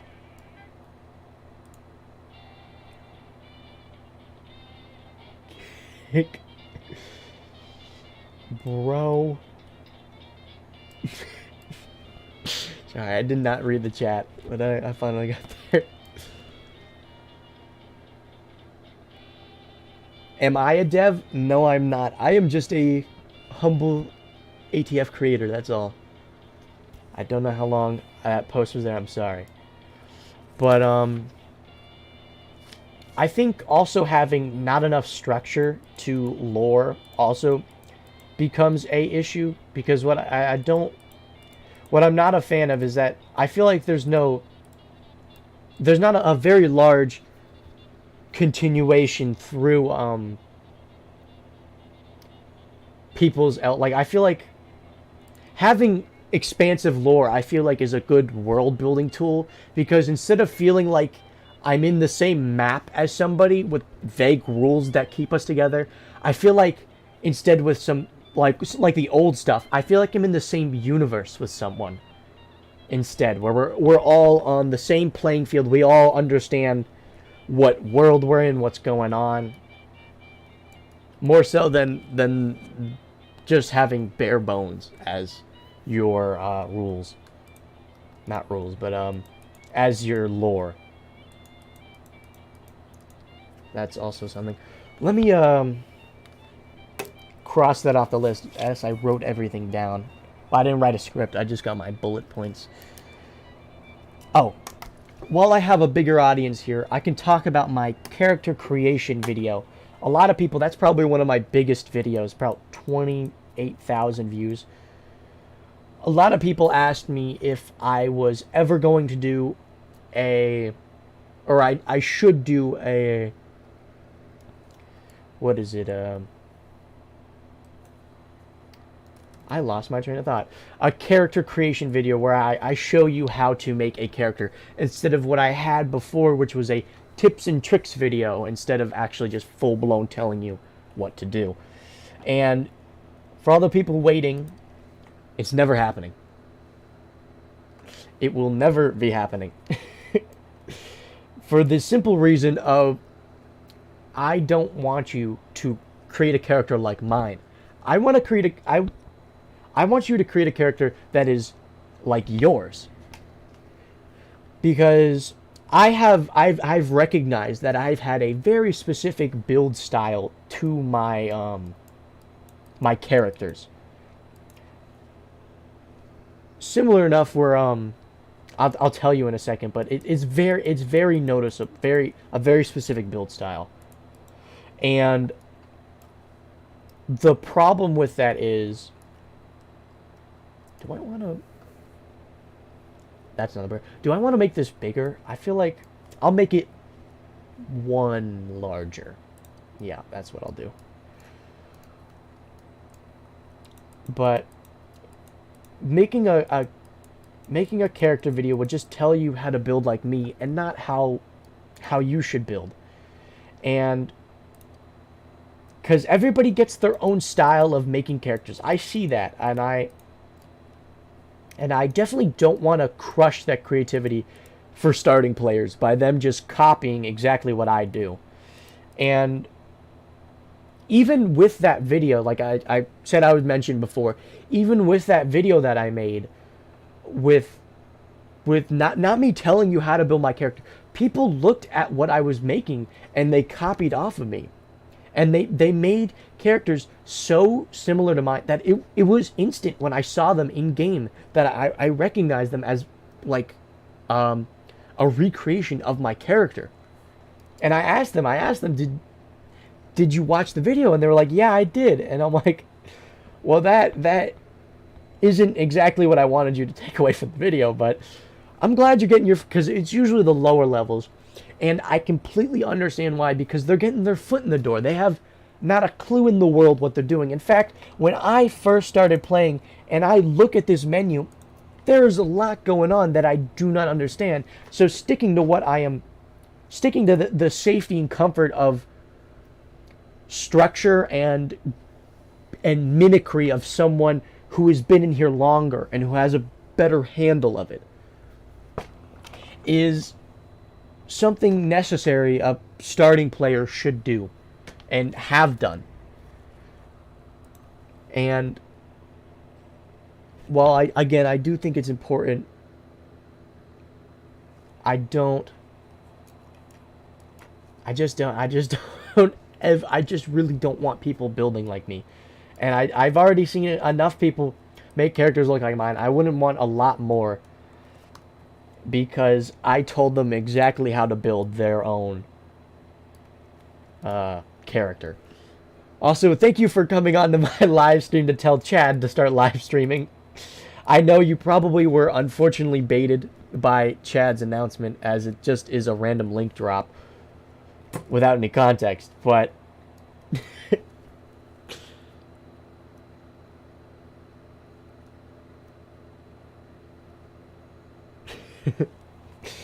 yeah, exactly. Instead of me developing the game, you watch me develop a boat here on stream. Okay, with that out of the way, next topic, Metavision. That is a pretty large issue with the game. It's probably one of the biggest downfalls I think this game has. It is a blessing and a curse of the game. I was looking for the right word. It is a necessary evil. That was what I was looking for. It is a necessary evil for this game to function.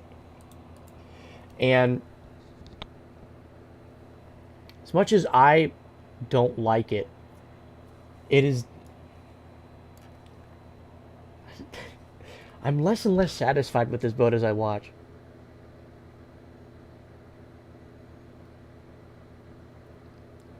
What is my favorite track? Can I be real with you? I never use the in-game music. I always mute it. I just...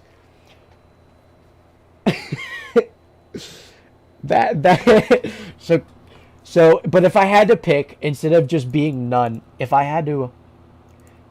Oh, hold on, let me... If I had to actually pick my music, I think it would be one of not the voiceless music that's kind of like background music. It would have to be one of the actual songs. And I think, let's play it. Let's play it and hope I don't get copyrighted. Also, I just realized my music stopped. Okay, if I had to pick one...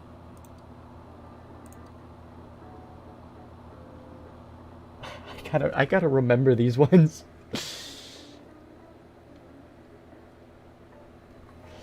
Yeah, Chad should actually open the stream shop for me. I think I should get it. Suit and tie. I think I'll go with that one. Another one of mine is... Where is it? Oh, Sing Sing Sing. I love this song normally. I found it was funny. I was listening to Glenn Miller, and I was on like a random shuffle, and I got this song, and I'm like, oh my god, it's from AGF.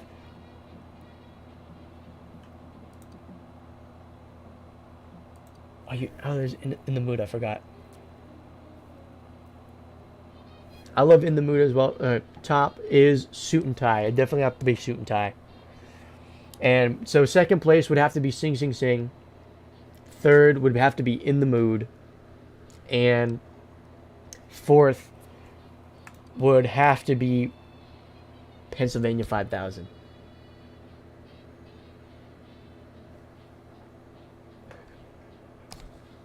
I'm so sorry. I don't like that kind of like environment. I don't know. It's weird music to me. I love the classical, not classical. I love the 40s and 50s music in this game. That's why, in fact, I use 40s and 50s music for my videos and for my live stream, which I gotta start playing again right now. Here, I'll skip a little further into it. I need more music. I need more background music.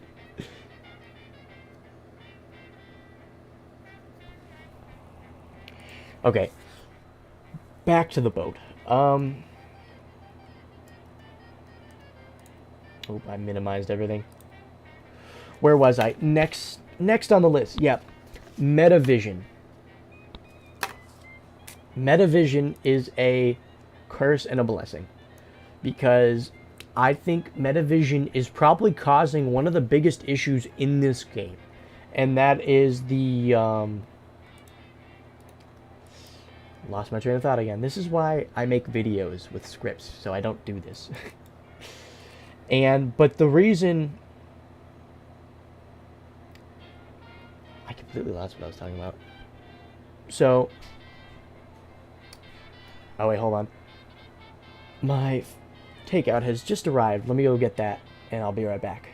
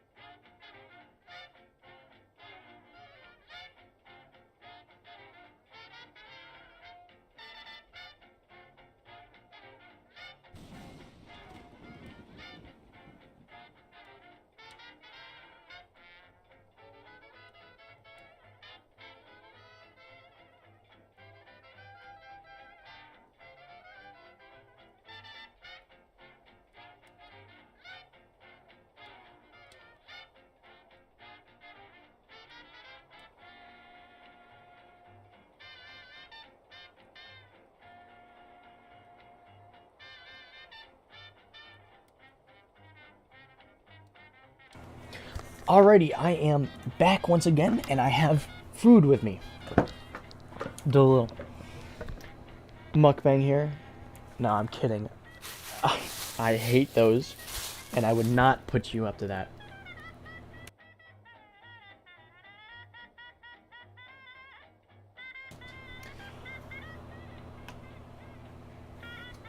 But I do have my food here, and since my setup is very weird, I am currently on 2 tray tables. I'm sitting on, or I'm not sitting on. My laptop, which I'm streaming from, is propped up on just two food tray tables, and then I got another one, a third one.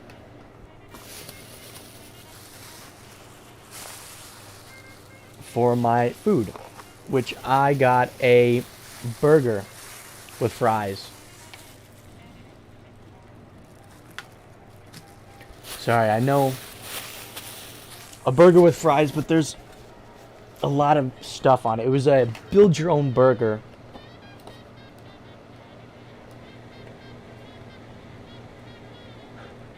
Invite you on. I'm about to eat. I'm about to eat a burger. Call me a basic American, but I, like 9 times out of 10, if I'm going to a restaurant, I'm getting a burger. Although, specifically, I'll clarify. I get a burger if it's special. If it is a very boring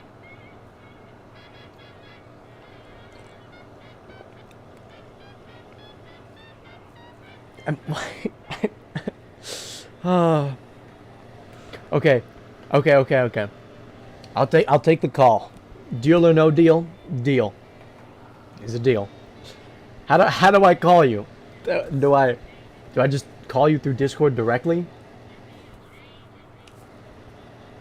Hold on. While he responds, I'm gonna get some ketchup for my fries.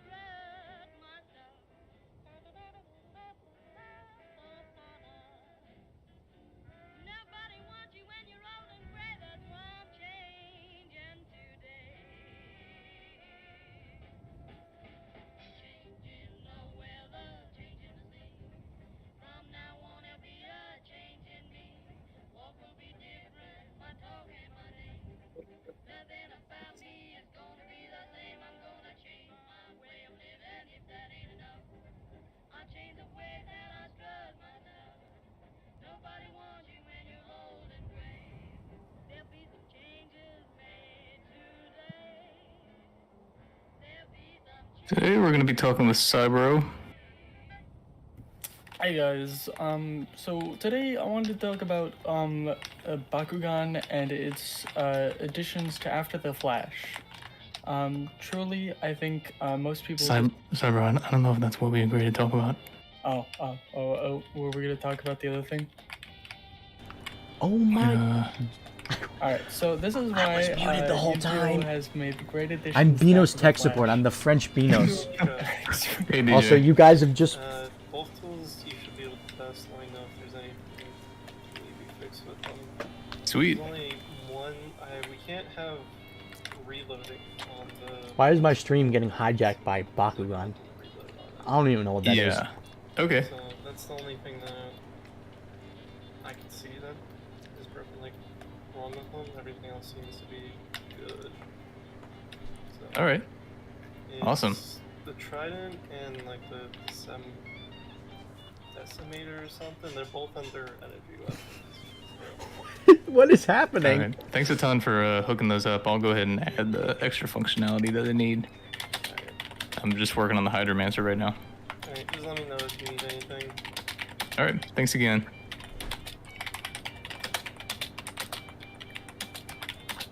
Oh wait, is this in the middle of a development call? I'm so confused.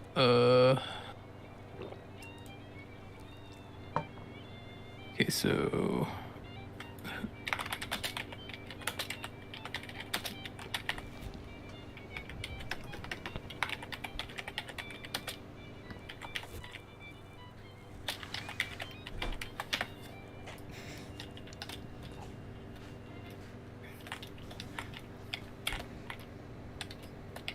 I'm Beano's tech support, the guy with the French Beanos.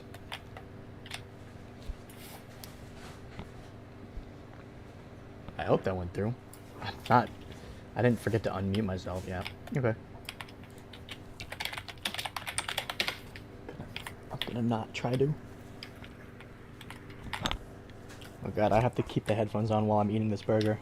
Well, I gotta move the microphone away from my face so you don't have to hear the ASMR. There we go. Nice, safe distance away from my face. Nope. Oh my. I dropped it.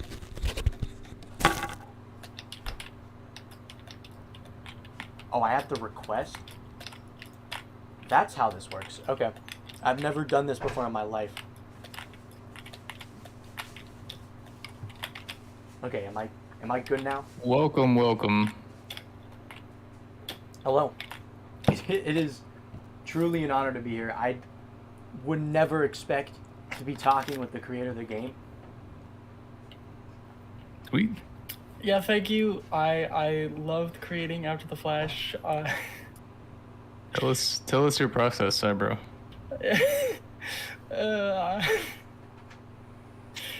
So mostly I just throw write ideas on sticky notes and crumple them into balls, and whichever one lands in the basket hoop in my room, it gets added to the game. Truly visionary. Yeah, the next one is gonna be Bakugan. Honestly, this sounds like talking to David Bazuki. Reimagining the way people come together.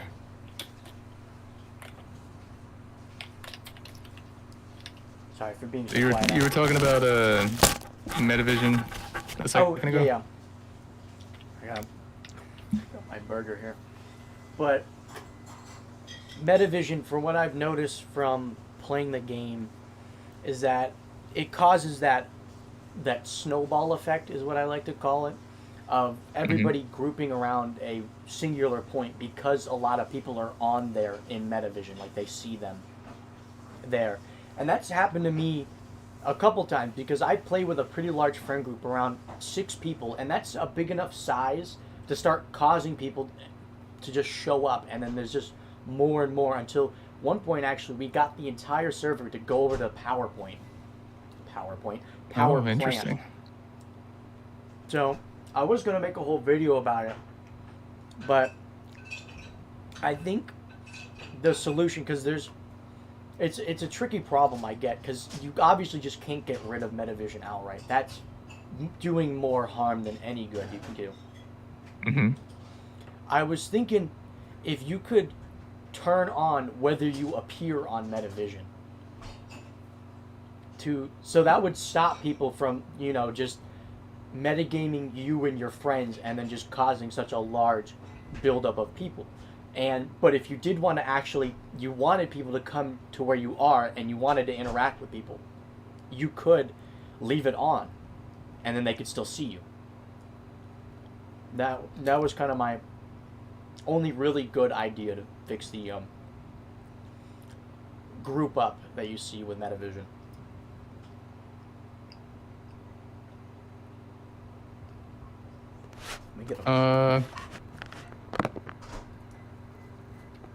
I think I'm feeling like I am against the idea of allowing people to just have the choice to turn it off.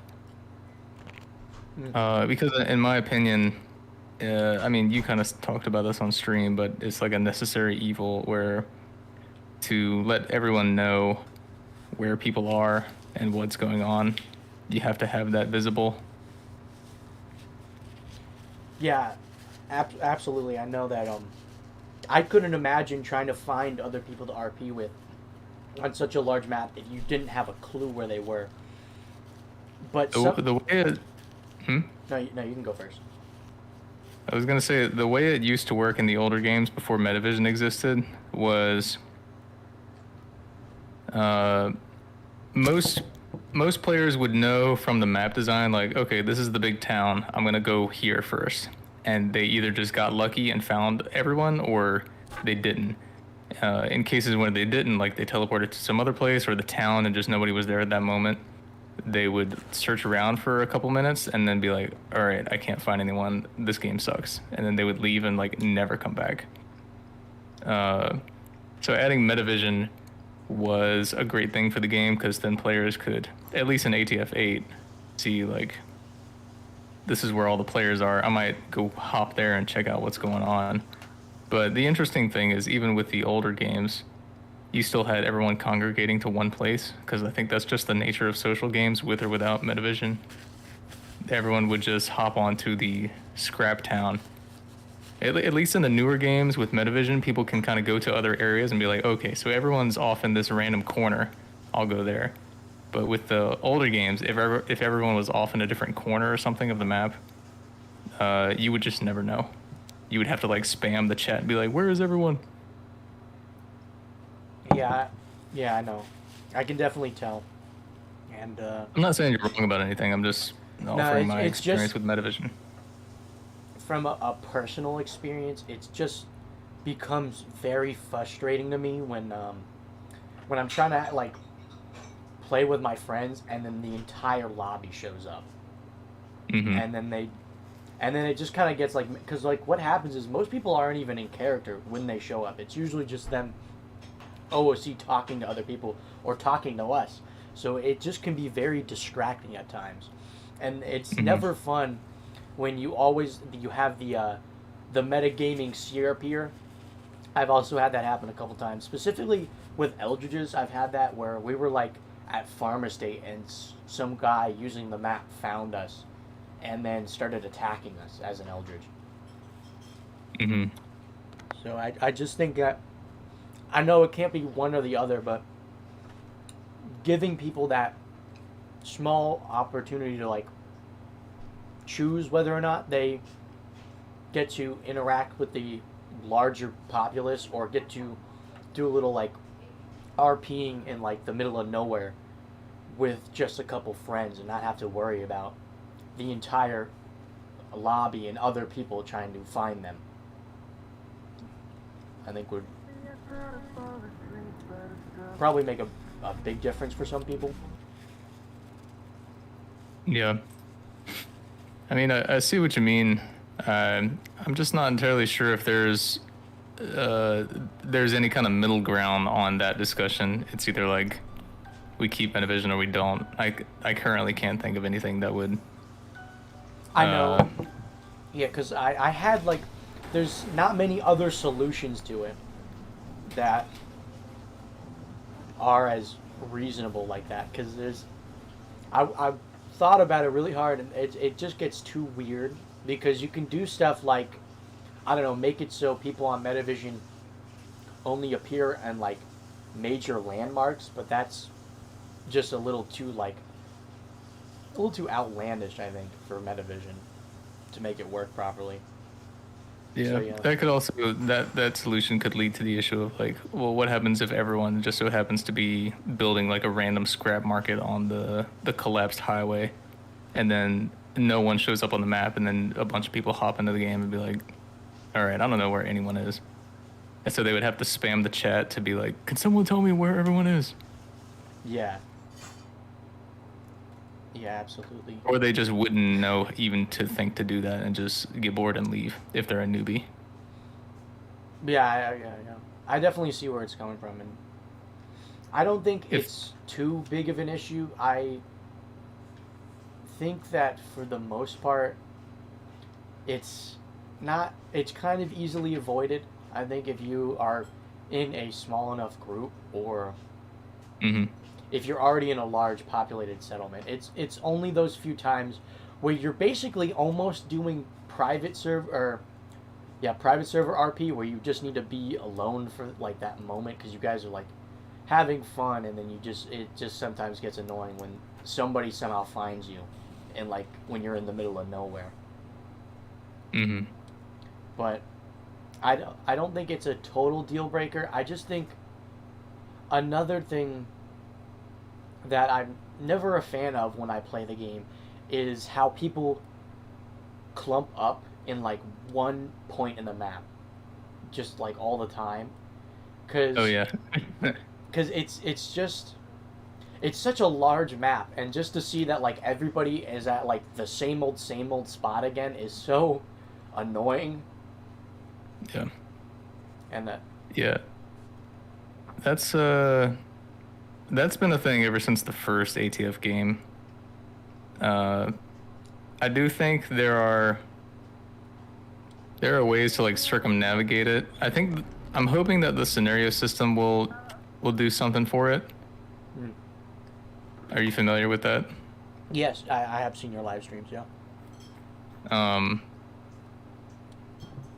I'm hoping the scenario system will sort of address that problem in a more permanent way. The only other solution that I have found ever for that issue is like long-term solution is just straight up spending a ton of time and money upgrading some other place on the map, and then everyone starts going there, and then we are stuck in the same place eventually where it's like now everyone's just here. Absolutely. I kind of could see that with the creative view versus the parking lot situation. Yeah, that's exactly what happened. Yeah, I remember everybody used to go to Cliff Guard, and then when the Boulder Cove update came out, everybody was just in Boulder Cove, and then that was it. Nobody else moved. Oh, so, yeah. That also probably wouldn't be a fix. So it is, and I don't know, it's tough topics, and I don't think it's hard to change. So it's just a shame the way it is. But other than that, what else do I have on my talk list? Map space. I guess just to round that discussion off, in the interest of getting new players into the game a little easier, and also helping older players find where the action is going on, I think it's, in my opinion, best just to leave it a mandatory thing. Yeah. Even though it does cause some issues, and I recognize the issues you're talking about, but I can't think of a better solution. Yeah, that's understandable. That that you do have to just look at the pros and cons and outweigh them. So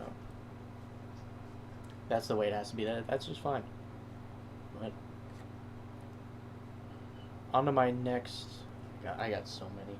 I got map space. I was thinking about this. Kind of ties back into like a lot of people being in the same place, but I feel like a lot of the map is pretty empty right now. Now I know that there were plans a while ago to do some stuff in North Island, the boardwalk in Sunrise City, but I feel like if you look even in other places, I feel like there's missed opportunity to add more. It feels like the map is empty for like how big it is.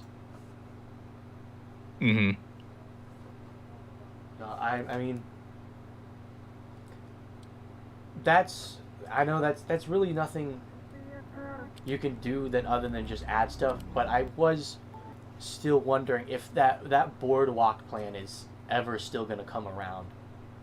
Are we going to see another furnishing update to North Island? The current plan at the moment is we have some interesting stuff that's popping up in the very near future for Sunrise City. In terms of that other stuff for North Island, I think a lot of the slow progress is the result of us and me as a developer and us as a team having to come to grips with the fact that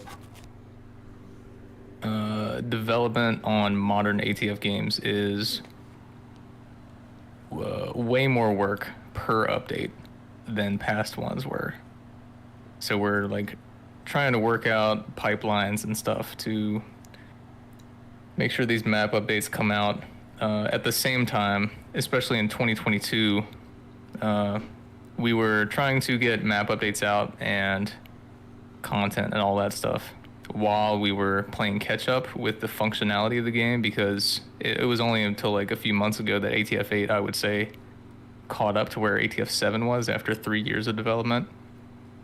And throughout 2022, we had to also focus on things we could sell, like a prop placer expansion or tools to keep the game afloat, because that's what keeps us going and what allows us to have time to work on those other things. The hope is that now that things are a little more caught up, maybe in 2024 we can spend more time doing some interesting map updates. No, I get it absolutely, because I have recognized for a while that from ATF ATF 7 to ATF 8, there's been a great leap in the change and like the complexity of how a lot of things work in the game. So I know that would definitely take a lot of time to code in, and it's difficult between adding new stuff to keep people interested and to get more money and fixing old stuff as well. And just sorry to interrupt you. Just for the heck of it, if anyone is interested and you want to help support the game, the stream shop is open while we're talking. Oh. Just a little side note. You can continue. Yeah. So it's understandable that I have noticed that the map updates are very few and far between. Mm-hmm. But I can see that it is necessary to keep this game still running. Mm-hmm. But yeah. I mean, like I said, I'm hoping that the work that we've done throughout this year and 2022 can put us, or I feel like we're in a situation where we can do more story-related or map-related updates. Well, of course, we're gonna have to like put out paid content here and there because we've got to keep the game afloat. yeah, obviously, yeah. But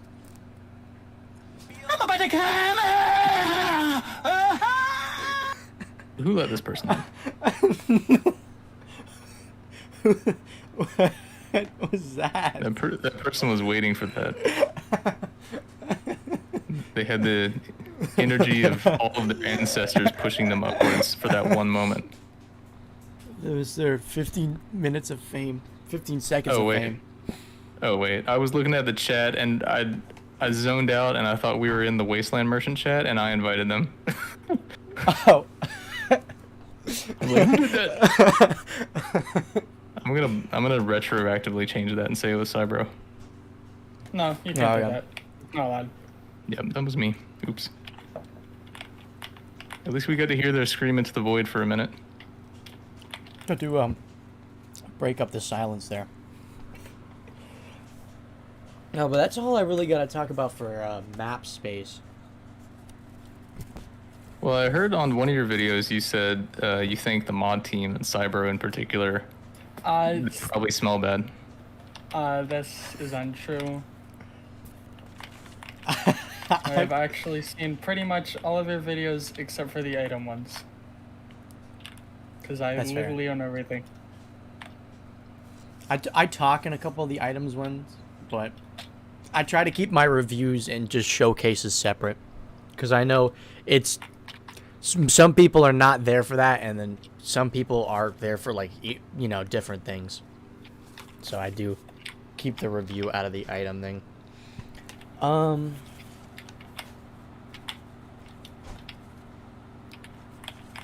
Let's see. Oh yeah, screen glitching might be me tabbing in and out. I'm not entirely sure. I've completely just got disconnected. I just realized that. What was the first ATF game that you played? My first was just Mirage, and it was really weird. My friend stumbled upon the game. My friend who actually used to run this channel with me before I took it to ATF. He just randomly found the game, and he's like, "You want to play?" And I'm like, "Sure." And we just played for the first time. I believe that was Christmas 2018, because I remember there was a Christmas tree in Craterview. Oh, that was the first Christmas that ATF 7 was out. Yeah, but shortly after we stopped playing, and then a second time in like late 2019, he found the game again. He's like, "You want to play it again?" And I'm like, "Sure." And then from there, I got more attached to it than he did. I really got hooked onto the game, and he kind of stopped playing. And yeah, I don't know. That's just kind of it. I've been playing ever since. Isn't it weird that nowadays anyone who joined ATF during Mirage is considered a veteran? I don't consider myself that. It's so weird to me that people think that. I consider you a veteran if you were Deep 6 and like lower, not Mirage, because I think Deep 6 people are old heads. Yeah, not veterans. They're past that. Those are buzzwords. They're sitting in their rocking chairs. Oh, something I do actually want to talk about, since you mentioned Deep 6, is I saw the old footage of those like in-game events where there was like I think like artillery, and there was like boats and convoys and bombings. Those just as a personal thing, it just looked so cool to me that I wish we could see that again. Is that I've heard that you said that it was really boring and people didn't really care about it. It's a complicated subject. Artistically, I'm happy that I was in a position where I was able to explore that kind of storytelling with ATF 6. I think we could do sort of like environmental or recyclable events that happen randomly in ATF 8, but we could not do the same kind of like there is an epic story being told with specific things happening in ATF 8, because first of all, it's just too much work. Like, so much work went into each of those events in Deep 6. But also, yeah, at the time, like, people look back on those fondly, and I appreciate that. But at the time, people hated it because it was repetitive. Every server they hop into, it's like, all right, it's the 10th day now. Everyone run into the soup shark. Oh no, I lost my leg. Oh, from the But people look back on it fondly, and I think that's an interesting thing, because I think it's like there is something to be said for those events and how they sort of bonded those people. Like, everyone's experiencing the exact same events together. it could just be them seeing through rose-colored glasses, you know? Because for most people, that game was probably their childhood, so they probably think about it in a good light without realizing how much they actually didn't like it. Definitely a little bit of that, yeah. But I do think it relates back to, yeah, like those bonding experiences of like, we're all doing this event together. This is where the story is going. Everyone's, involved in this event. Yeah, that definitely sounds like something interesting to see. But I do understand that the coding has probably changed. It's probably gotten a lot more coding intense to probably put it in. Yeah, I mean, like I said, we could always do. There could be like stuff that happens, like let's say every 5 to 10 minutes in Black Cavern. It's calculated if there's any players in there. If there are, then everyone who's in there, their screen starts shaking, rubble starts falling from the ceiling, and there's like a random place that is caved in. And after a couple minutes, it's cleared out again. We could do stuff like that. Yeah. I think people would enjoy that also. I definitely think, because me personally, I think one of the problems with the game that I think I've realized recently is that the world feels very static. And that there's not much, other than, the players themselves, it doesn't feel like there's much movement going on. And it doesn't feel like the world is truly, like, alive. It feels like I'm walking through, like, a still image, almost. Yeah. And I was thinking, like, you can do some, like, other stuff, like almost like a boat passing by in, like, the distance, like a silhouette of a boat, or maybe, like, even, like, on a rarer occasion, like a plane overhead. Mm-hmm. Something like that to keep it interesting, to keep it more dynamic, or even, you don't even have to do, like, live events. If it could just be, like, gunfire would start playing, like, distant gunfire you'd hear every so often. I don't know what timer you could set it to, but, like, at a random point you can hear, like, gunfire going on. Yeah. To make the yeah, world... there's definitely ambient stuff we could do, like what you're talking about. I think those kind of things would be fun. Yeah, that's what I think. The kind of stuff that would breathe more life into the game. I know. I'm not sure if you saw it, Chad, but it would be cool to see stuff like the train from Barrage. Train. Oh. Yeah.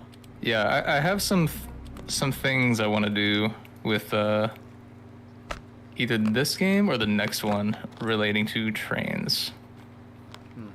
Some ideas I think might be fun. Yeah, I definitely. Let's see this death effect. Oh, this is. I'm gonna live watch of development progress. Okay, camera angle was a little low. Is this a sneak peek for the next Halloween event? Or not Halloween event, but next challenge? Yeah. Yeah, this is one of the challenges for next week. Nice. It's looking good. I just realized a bunch of people have been pinging me, and I have not been looking at the chat. Oh, you talking about the stage chat? Yeah, people have been talking to me, and I have not realized. People ping me with your questions, and I will say them aloud.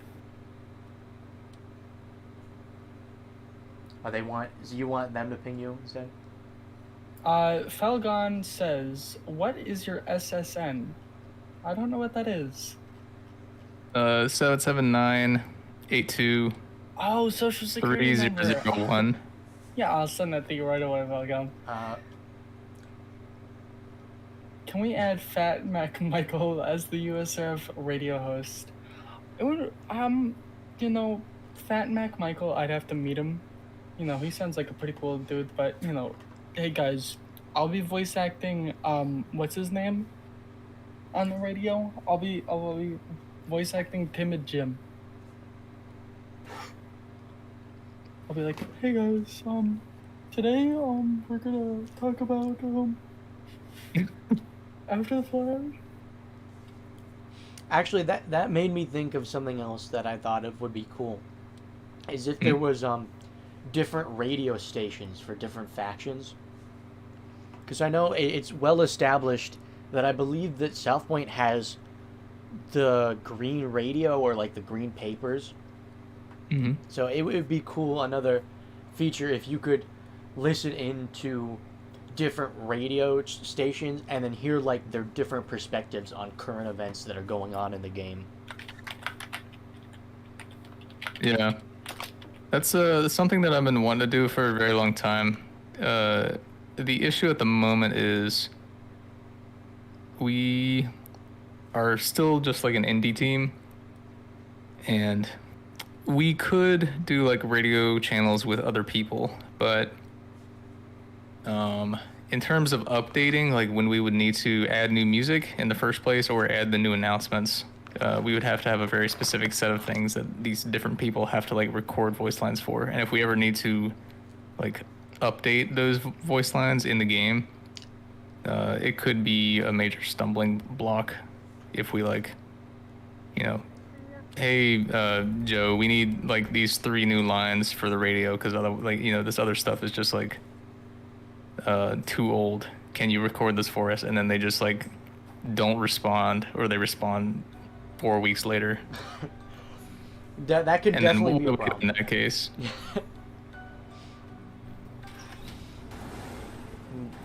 Yeah, that can definitely, I see voice acting, having the same voice actor the same time over and over would definitely be a problem to get them on. Well, there's some older pings. Yeah, let's see another one. This is I already know the answer to this one, but there's one. The idea of having a mainland, or is that thing still completely scrapped? That's what they asked. In terms of the mainland, I think that's just completely scrapped at this point, just because in terms of like map design, we want to have people able to at least semi-easily find each other and be able to like travel between locations easily. Yeah. The 2 chunks of the island are separated, but you can still, especially in the winter, you can walk between them pretty easily, like if you want to do some sort of quest roleplay or something. Mm-hmm. But in terms of a mainland, it would have to be like we place around boats, and those boats are teleporters to the mainland, which would be cumbersome and just straight up confusing to newbies. Yeah, I can definitely see, because I looked at the I was looking around at the map for, I believe, the After the Flash 2 remake, and that has like a very big map that is like split in half between I kind of forget, but it was like a bunch of little places and then like the mainland, and I can see how there's like trying to walk around and to explore it was very annoying. Same with the 5 remake as well. Yeah. Anyone who has the opinion that Metavision is a bigger con than it is a pro, I don't know if you'll be able to do this, but like somehow get a server full of people on an older game like before Deep 6, and then just try to find where people are on the map. People are asking, will there be a horse or other scrap vehicles? Like ever again? Yeah, in, foreseeable future. Somebody asked me about the next Christmas box. We can narrow it down to that. Do you think that there'd be more vehicles coming to free events? Like Summer Rain and Halloween. I could see us doing it for Summer Rain in the future, but it would have to be a high level, just because I don't want literally everyone having a vehicle, a physics object rolling around the map. Yeah. Yeah, I definitely remember from 7 that was a problem. Yeah. I do feel like 7 had the upper hand in terms of how fun it was to use a vehicle because Oh, there absolutely. was so much open space. I know. I can see. Sorry, I'll let you go. I know you keep getting cut off. No, you go ahead because I'm gonna ask another question about something else. All right. Okay. But I can definitely tell. Just messing around with the truck, it is very difficult to move around because you're kind of limited just to the roads, and even then, getting through something like the city is a very tall task and difficult to do. Mm-hmm. So I know that you'd probably have to like remove cars or like remodel the map for that, but what I was thinking is like, what are you planning on making smaller vehicles like the ATV like Summer Rain ATF 7 or maybe even a motorcycle that we might see? Yeah, we'll do smaller ones. I had a talk with what's his name again? Bad CC Void at RDC this year, and he was talking to me about how they did 2-wheeled vehicles. So I think it's now that I know some tips, I think it's possible we could have stuff like that.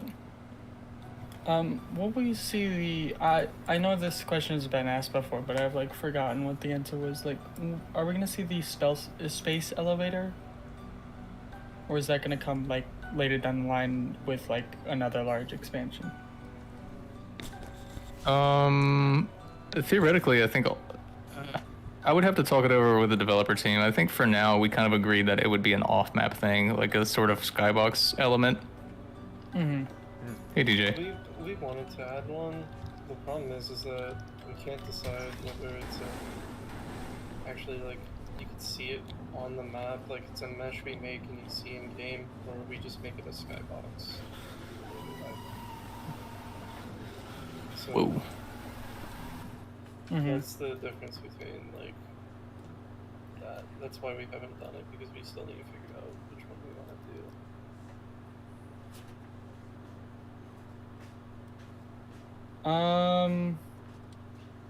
Let's see if your question's about story. I'm not sure if we want to. I got a personal request from a friend who has not stopped bugging me currently. I noticed that a lot of more weapons on the tactical side are getting added. Mm-hmm.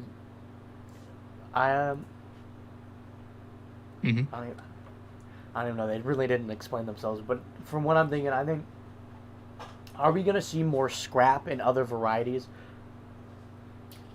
And why are we seeing so many tactical based weapons? Well, the way we sort of do development is I try to let the people on the tool team and the build team have... Sorry, I need to mute this. Mute. I try to let people on the tool team and the build team have creative control as much as possible. We still have aesthetics and sort of a core theme we try to adhere to, but for the most part, people are motivated when they're working on stuff that they actually want to be working on. So if there's a significant amount of tactical stuff popping up, I would say that's just what the tool team is feeling at the time. I do think we could probably use more scrap related weapons though. Yeah, I love, that is my favorite genre of weapon, the scrap kind. Canary is probably my favorite gun in game. Yeah, I agree. Oh, come on, what the heck? Some people want to know, Chad, if you look at some of the factions' story hosts.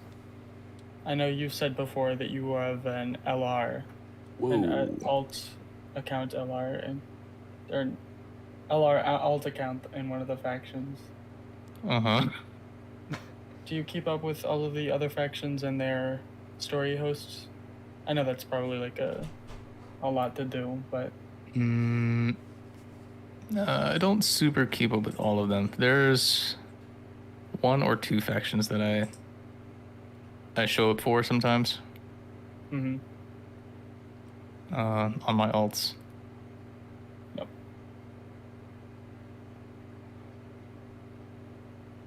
I won't say anymore. I just don't want to give away the alt. Yeah, no, I understand. Somebody's asking that months ago it was discussed that old toy items from Mirage might give items in Wintertide. Oh yeah, I remember hearing about that. Is that something that still might happen or probably not? That might happen. If we end up doing that, it would probably just be like 1 super rare item for any of the toys, though I'm a little unsure at the moment. Because the toys are rare things now. I do like giving out rare items for people having those. It's just the issue is every single thing we do has to be like, what is the end goal of this thing that we're working on? Is it part of telling the story? Is it part of trying to sell stuff to keep the game alive? And in terms of working on like spending a ton of time making an item for each individual toy, I don't know if that would be a worthwhile venture, because that would be like spending hundreds or even a couple thousand for nothing back, really. Man, there's a lot of questions. I can already see, like, just from now, I got like 11 more pings. When do we get dog? Dat Boy Mega, there are 10 toys, maybe 11. I have them all. I think I can count, right? Or is there stuff from Deep Six? I don't think I have anything from Deep Six. I have, I believe, all the Mirage and the one from 8. I don't think. I think all the toys are ATF 7 related, and there's a couple that are loader related, and there's like one that's ATF 8 related. Because the Roblox toy line, that's the bulk of when they were running their toy line was over the course of Mirage's lifespan. Some people are asking, when are we gonna get the dog morph? Oh yeah, that's something. I can show this. We have a developer on our team named Hogbergman. He made this mesh. Oh, nice. He's a friendly looking little dude. Now, what about just like a body morph? So people, like, if they want to be a bipedal Eldridge, what's the plan with that? With just giving them like a changed body animation, and then allowing them to build on top of it. Do you mean quadrupedal? What did I say? Did I say Bipedal? bipedal? Oops. Yeah, quadrupedal though. Oops. Yeah.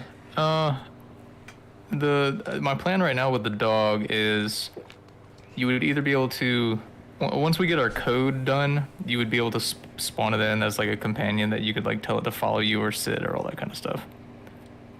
Or you could put it on as a morph, and you probably would not be able to use any tools while you're the dog morph. You could probably use some like very specific animations. And I think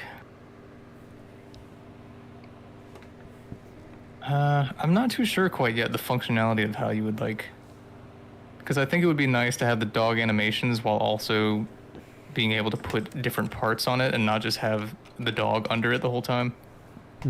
So I'm not quite sure how that would function, but I do think that's something that we would do. You can use the dog animations and just make a quadrupedal Eldritch. A few people asking about, are we ever gonna get hidden weapons? You know, like how we had the axes, the ARG, the proto-haxers. the haxers, Oh. or stuff like that. Yeah, I mean, we do have a ton of attachments and sort of not so useful tools hidden around the map currently. So it's definitely within the realm of possibility. I don't have anything specifically planned at the moment. Mm-hmm. Oh wait, Are we getting any? I'm sorry. it's fine. It's a quick one. I remember a very long time ago you put out a poll about custom holstering points. Is that still on the table? Some holstering points. Yeah, Oh. yeah, the ones.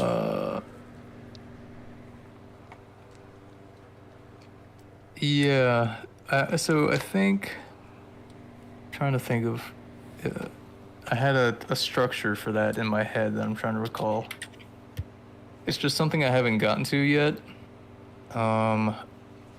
But the plan is you would be able to move it around like on the holster point within maybe like 1 foot, 1.5 feet from the origin. And I think also it would be nice if you could choose a handful of preset locations. Like if you want your pistol to be on your leg, on your back, or on your waist, you could do that. I think like something like a rifle would have a handful of presets, like the back. And I think that's all you would have for something like a rifle, just because there's no other place it would fit. Mhm. Maybe your front torso, like for those yeah. people who really want to LARP. Oh yeah, the milsim front thing. Yeah, I couldn't see it course. anywhere else. But it's almost 9 o'clock. My promised time I'd end the stream, and I do have plenty more topics to go over. I don't want to go through all of them today because I would like to come back for another live stream. So I think we can wrap up and take a couple more questions, and I think that's about good for my live stream. Although I do have my friend is back again for another ask, and he's saying more like military, like like combat, like remnants, like sort of what it's a good way to put it, what Overcast had, where it's like you can see the battles and the leftovers of it. Wait, what are they after again? So I don't think I'm explaining well, but it's like you can see the impact of like the fighting that has gone on between factions. Yeah, remnants of a battlefield, like what happened, what 7.5 Overcast had in its city. Oh. Mm-hmm. And because my friend was suggesting, like from before the flash, like from when the flash happened. I was thinking probably like post Flash, sort of like what. Oh, you mean like. But yeah, the skirmishes that went on with like South Point and the Coalition, kind of like the same idea of that sub story talking about like the remnants of trenches and like fortifications between the border of the Southern Union and the Northeastern Union. Mm-hmm. Just to give. Sorry, you can go on. In terms of specific conflicts, I don't know exactly which ones we would or would not sort of like model on the map.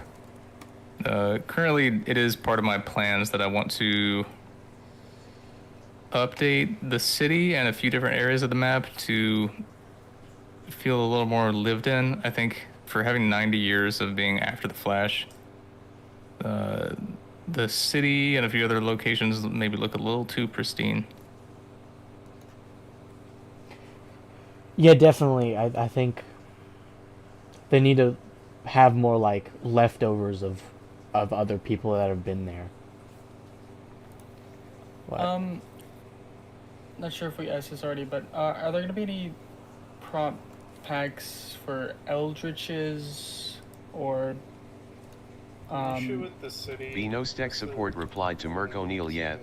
The issue with the city is that for making something detailed like that, we have to use a bulk part budget, which isn't something that we really have a lot of. So trying to make buildings destroyed and so on are going to be a lot harder to kind of do. Like, think of it like this. Basically, there needs to be a trade-off if we're going to do that.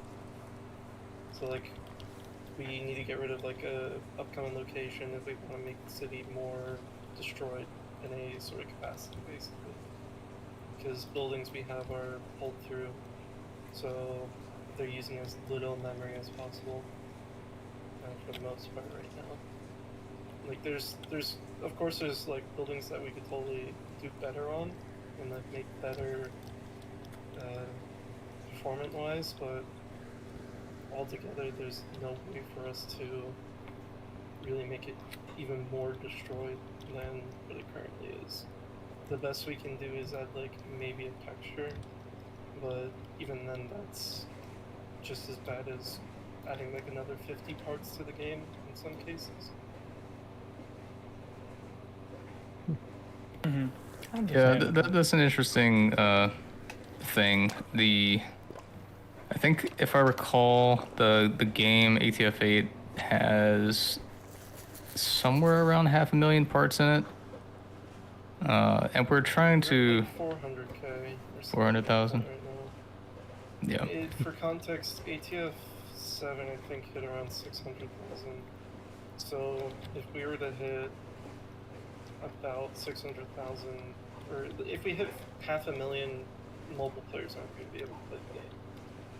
So we're kind of at the point where we're constantly optimizing the game, doing things that I don't think many people have noticed, but we spent hours, and sometimes days trying to like do because we weren't prepared for it type of deal. Mhm. Like, I really wish we set up packages, but like hindsight was 2022, so like we don't have that set up now.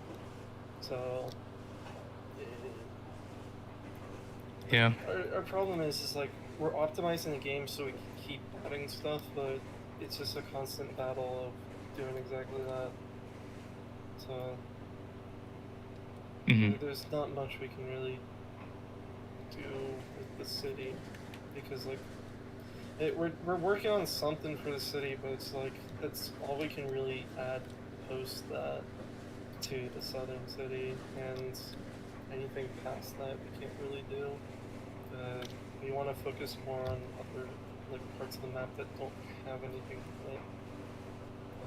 Like adding it, to go back to what your friend I guess was saying, adding like, battles to the map is just adding more stuff to one side of the map that probably doesn't really need it, in my eyes at least.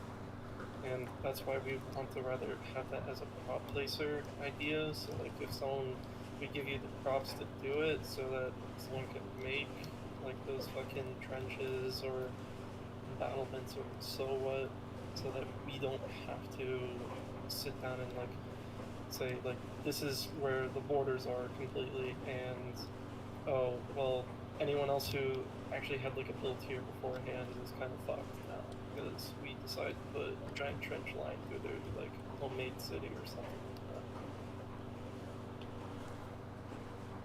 that. I get it, because even for me right now, sometimes... Oh, he's gone, it's whatever, but... I'm still listening. Oh, right, yeah. I forgot, I've never used this stage thing before, but... I get, like, even right now, my computer sometimes has to take a minute to, like, load into, like, new sections. Like, if I leave and come back to the map, it does take a second. So I can only imagine that would just get worse as more and more props were added to the game that your computer had to handle.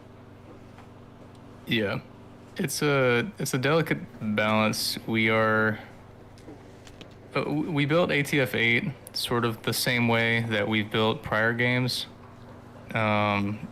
which means that we had to turn streaming on, which also means that you can't see the entire map all at once. We're trying to There's a system that we got recently that we want to implement. We just haven't implemented it yet. Yeah. So hopefully that we can turn it off eventually, once the whole thing's implemented. But until we sit down and actually start tagging stuff in the game with this new tool and then testing it in some sort of way, we're gonna be on streaming. And like streaming's gotten better over the years, but in my eyes, I still think it's really bad, especially with how we have customization set up and how metavision works in the game. Yeah, there's. I was gonna point out, Merc is asking a question on props, which is a lot to read, but I'm sure. Quick development question. Has the team considered reworking props to use only a single part for the model itself as opposed to multiple parts? Yeah, I mean that's what we currently do. We've already started doing that now. Oh, you mean base map props, not like player placed props. We've already started doing that. There's a lot of stuff that's in the game that we've already started switching to meshes in general. Yeah. And I expect even more, like boots, like there's like boot props in the game, so like there's a bunch of shoes and stuff. A singular shoe used to be like 100-some parts, which was really bad. So longest recently we had them like redo it as a mesh. So it's just a sense of, like, a lot of it stems from internal development issues, which were sorted out a while ago, so it's not that big of a deal anymore. So it's better. Just know that like we're swapping things over so things are a bit better performance-wise for people. And again, we've already been doing that for a while. We just don't list it in the like changelog whatsoever because you don't really want to know that we've optimized like the shoe model 10 times over. Like another one would be like the construction lights. We removed like 20 parts from them because it's just easy. Yeah. And it was a change that nobody noticed too. Like not a single person has pointed out that we've changed the construction lights. That's how minimal the change was, and it added to the game.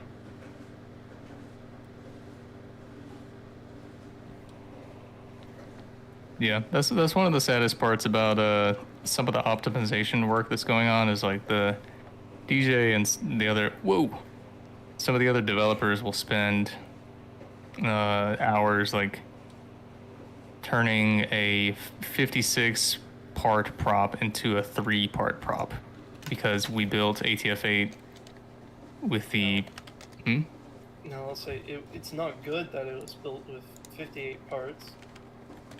And we should have done better, but at the same time we were not really paying attention to our budget at that time when we were working on these props. We were more focused on trying to get the game out and have people play it rather than focusing on optimization overall, which is the bigger problem at hand. Yeah, we were there's a lot of stuff going on in early ATF8 development. Like, we were all sort of building the map with the prior techniques that we were using from previous games, which isn't really sustainable because you pile up parts like incredibly fast, and you have to go to streaming eventually, because you have so many parts. And because of that, you can't see the entire map at once. It sort of like loads in as you go. But also at the beginning of ATF8, we were sort of in a bit of a rush because we we were just complacent and not really trying to learn new things. We were just trying to put it out really fast, as soon as possible, basically. So, and we still did an okay job at it, but we're sort of just facing the consequences of our own actions. Not being there and making packages, not sitting there, like, learning Blender completely. Mhm. Like, we only originally had one person on the team that knew Blender going in, so, like, now almost everyone on the team should know Blender at this point. Yeah. So, just a side thing, Chad. Hmm. I know some of the Loda people do want to talk about Loda 3 stuff, so... In sometime- the not comments? right no, this is just from yesterday. Oh, I would okay. say, whenever you are free, probably gonna need to talk to them about that. Or just Are they have a available conversation. now? I wouldn't say right now. I think we could probably come up with something, like, either over the weekend or, like, starting next week. And Gotcha. just, like, have a conversation on it. Since yesterday, me and some of the managers had a decent talk about it, yes. Like, some questions came up with this. Hmm. So, Okay. a bit of a derailment there, but... No, and it's all development related.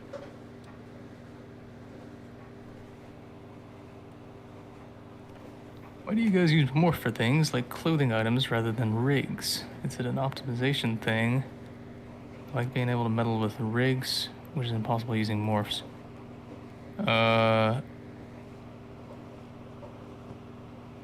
So, I'm guessing you're talking about the fact that there are some kits or rigs, sorry, some morphs that you can't put on as kits or rigs.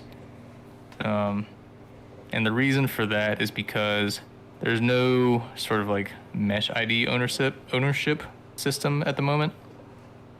Because we want to like be able to have morphs that we sell as an option, and in order to do that, what I want to do is make it so like if you buy a morph, you can have it as a morph or you can have it as a kit or a rig.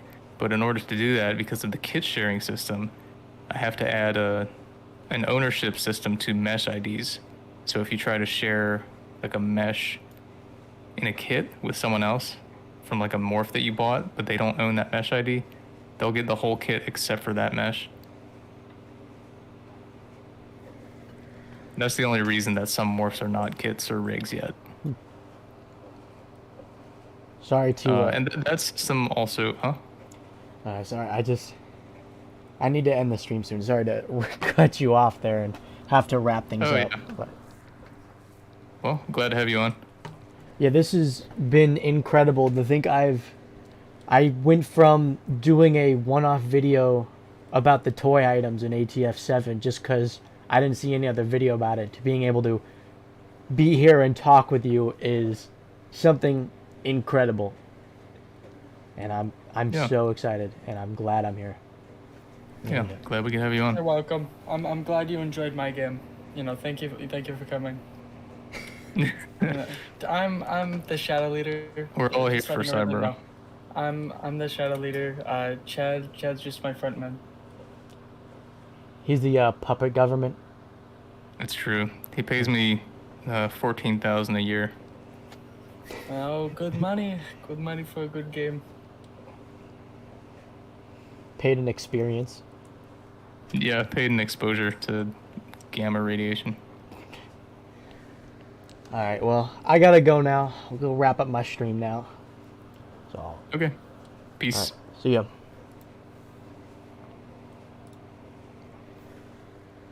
Well, folks, I can't believe that happened. That was something I was definitely hoping for, but I cannot believe actually happened.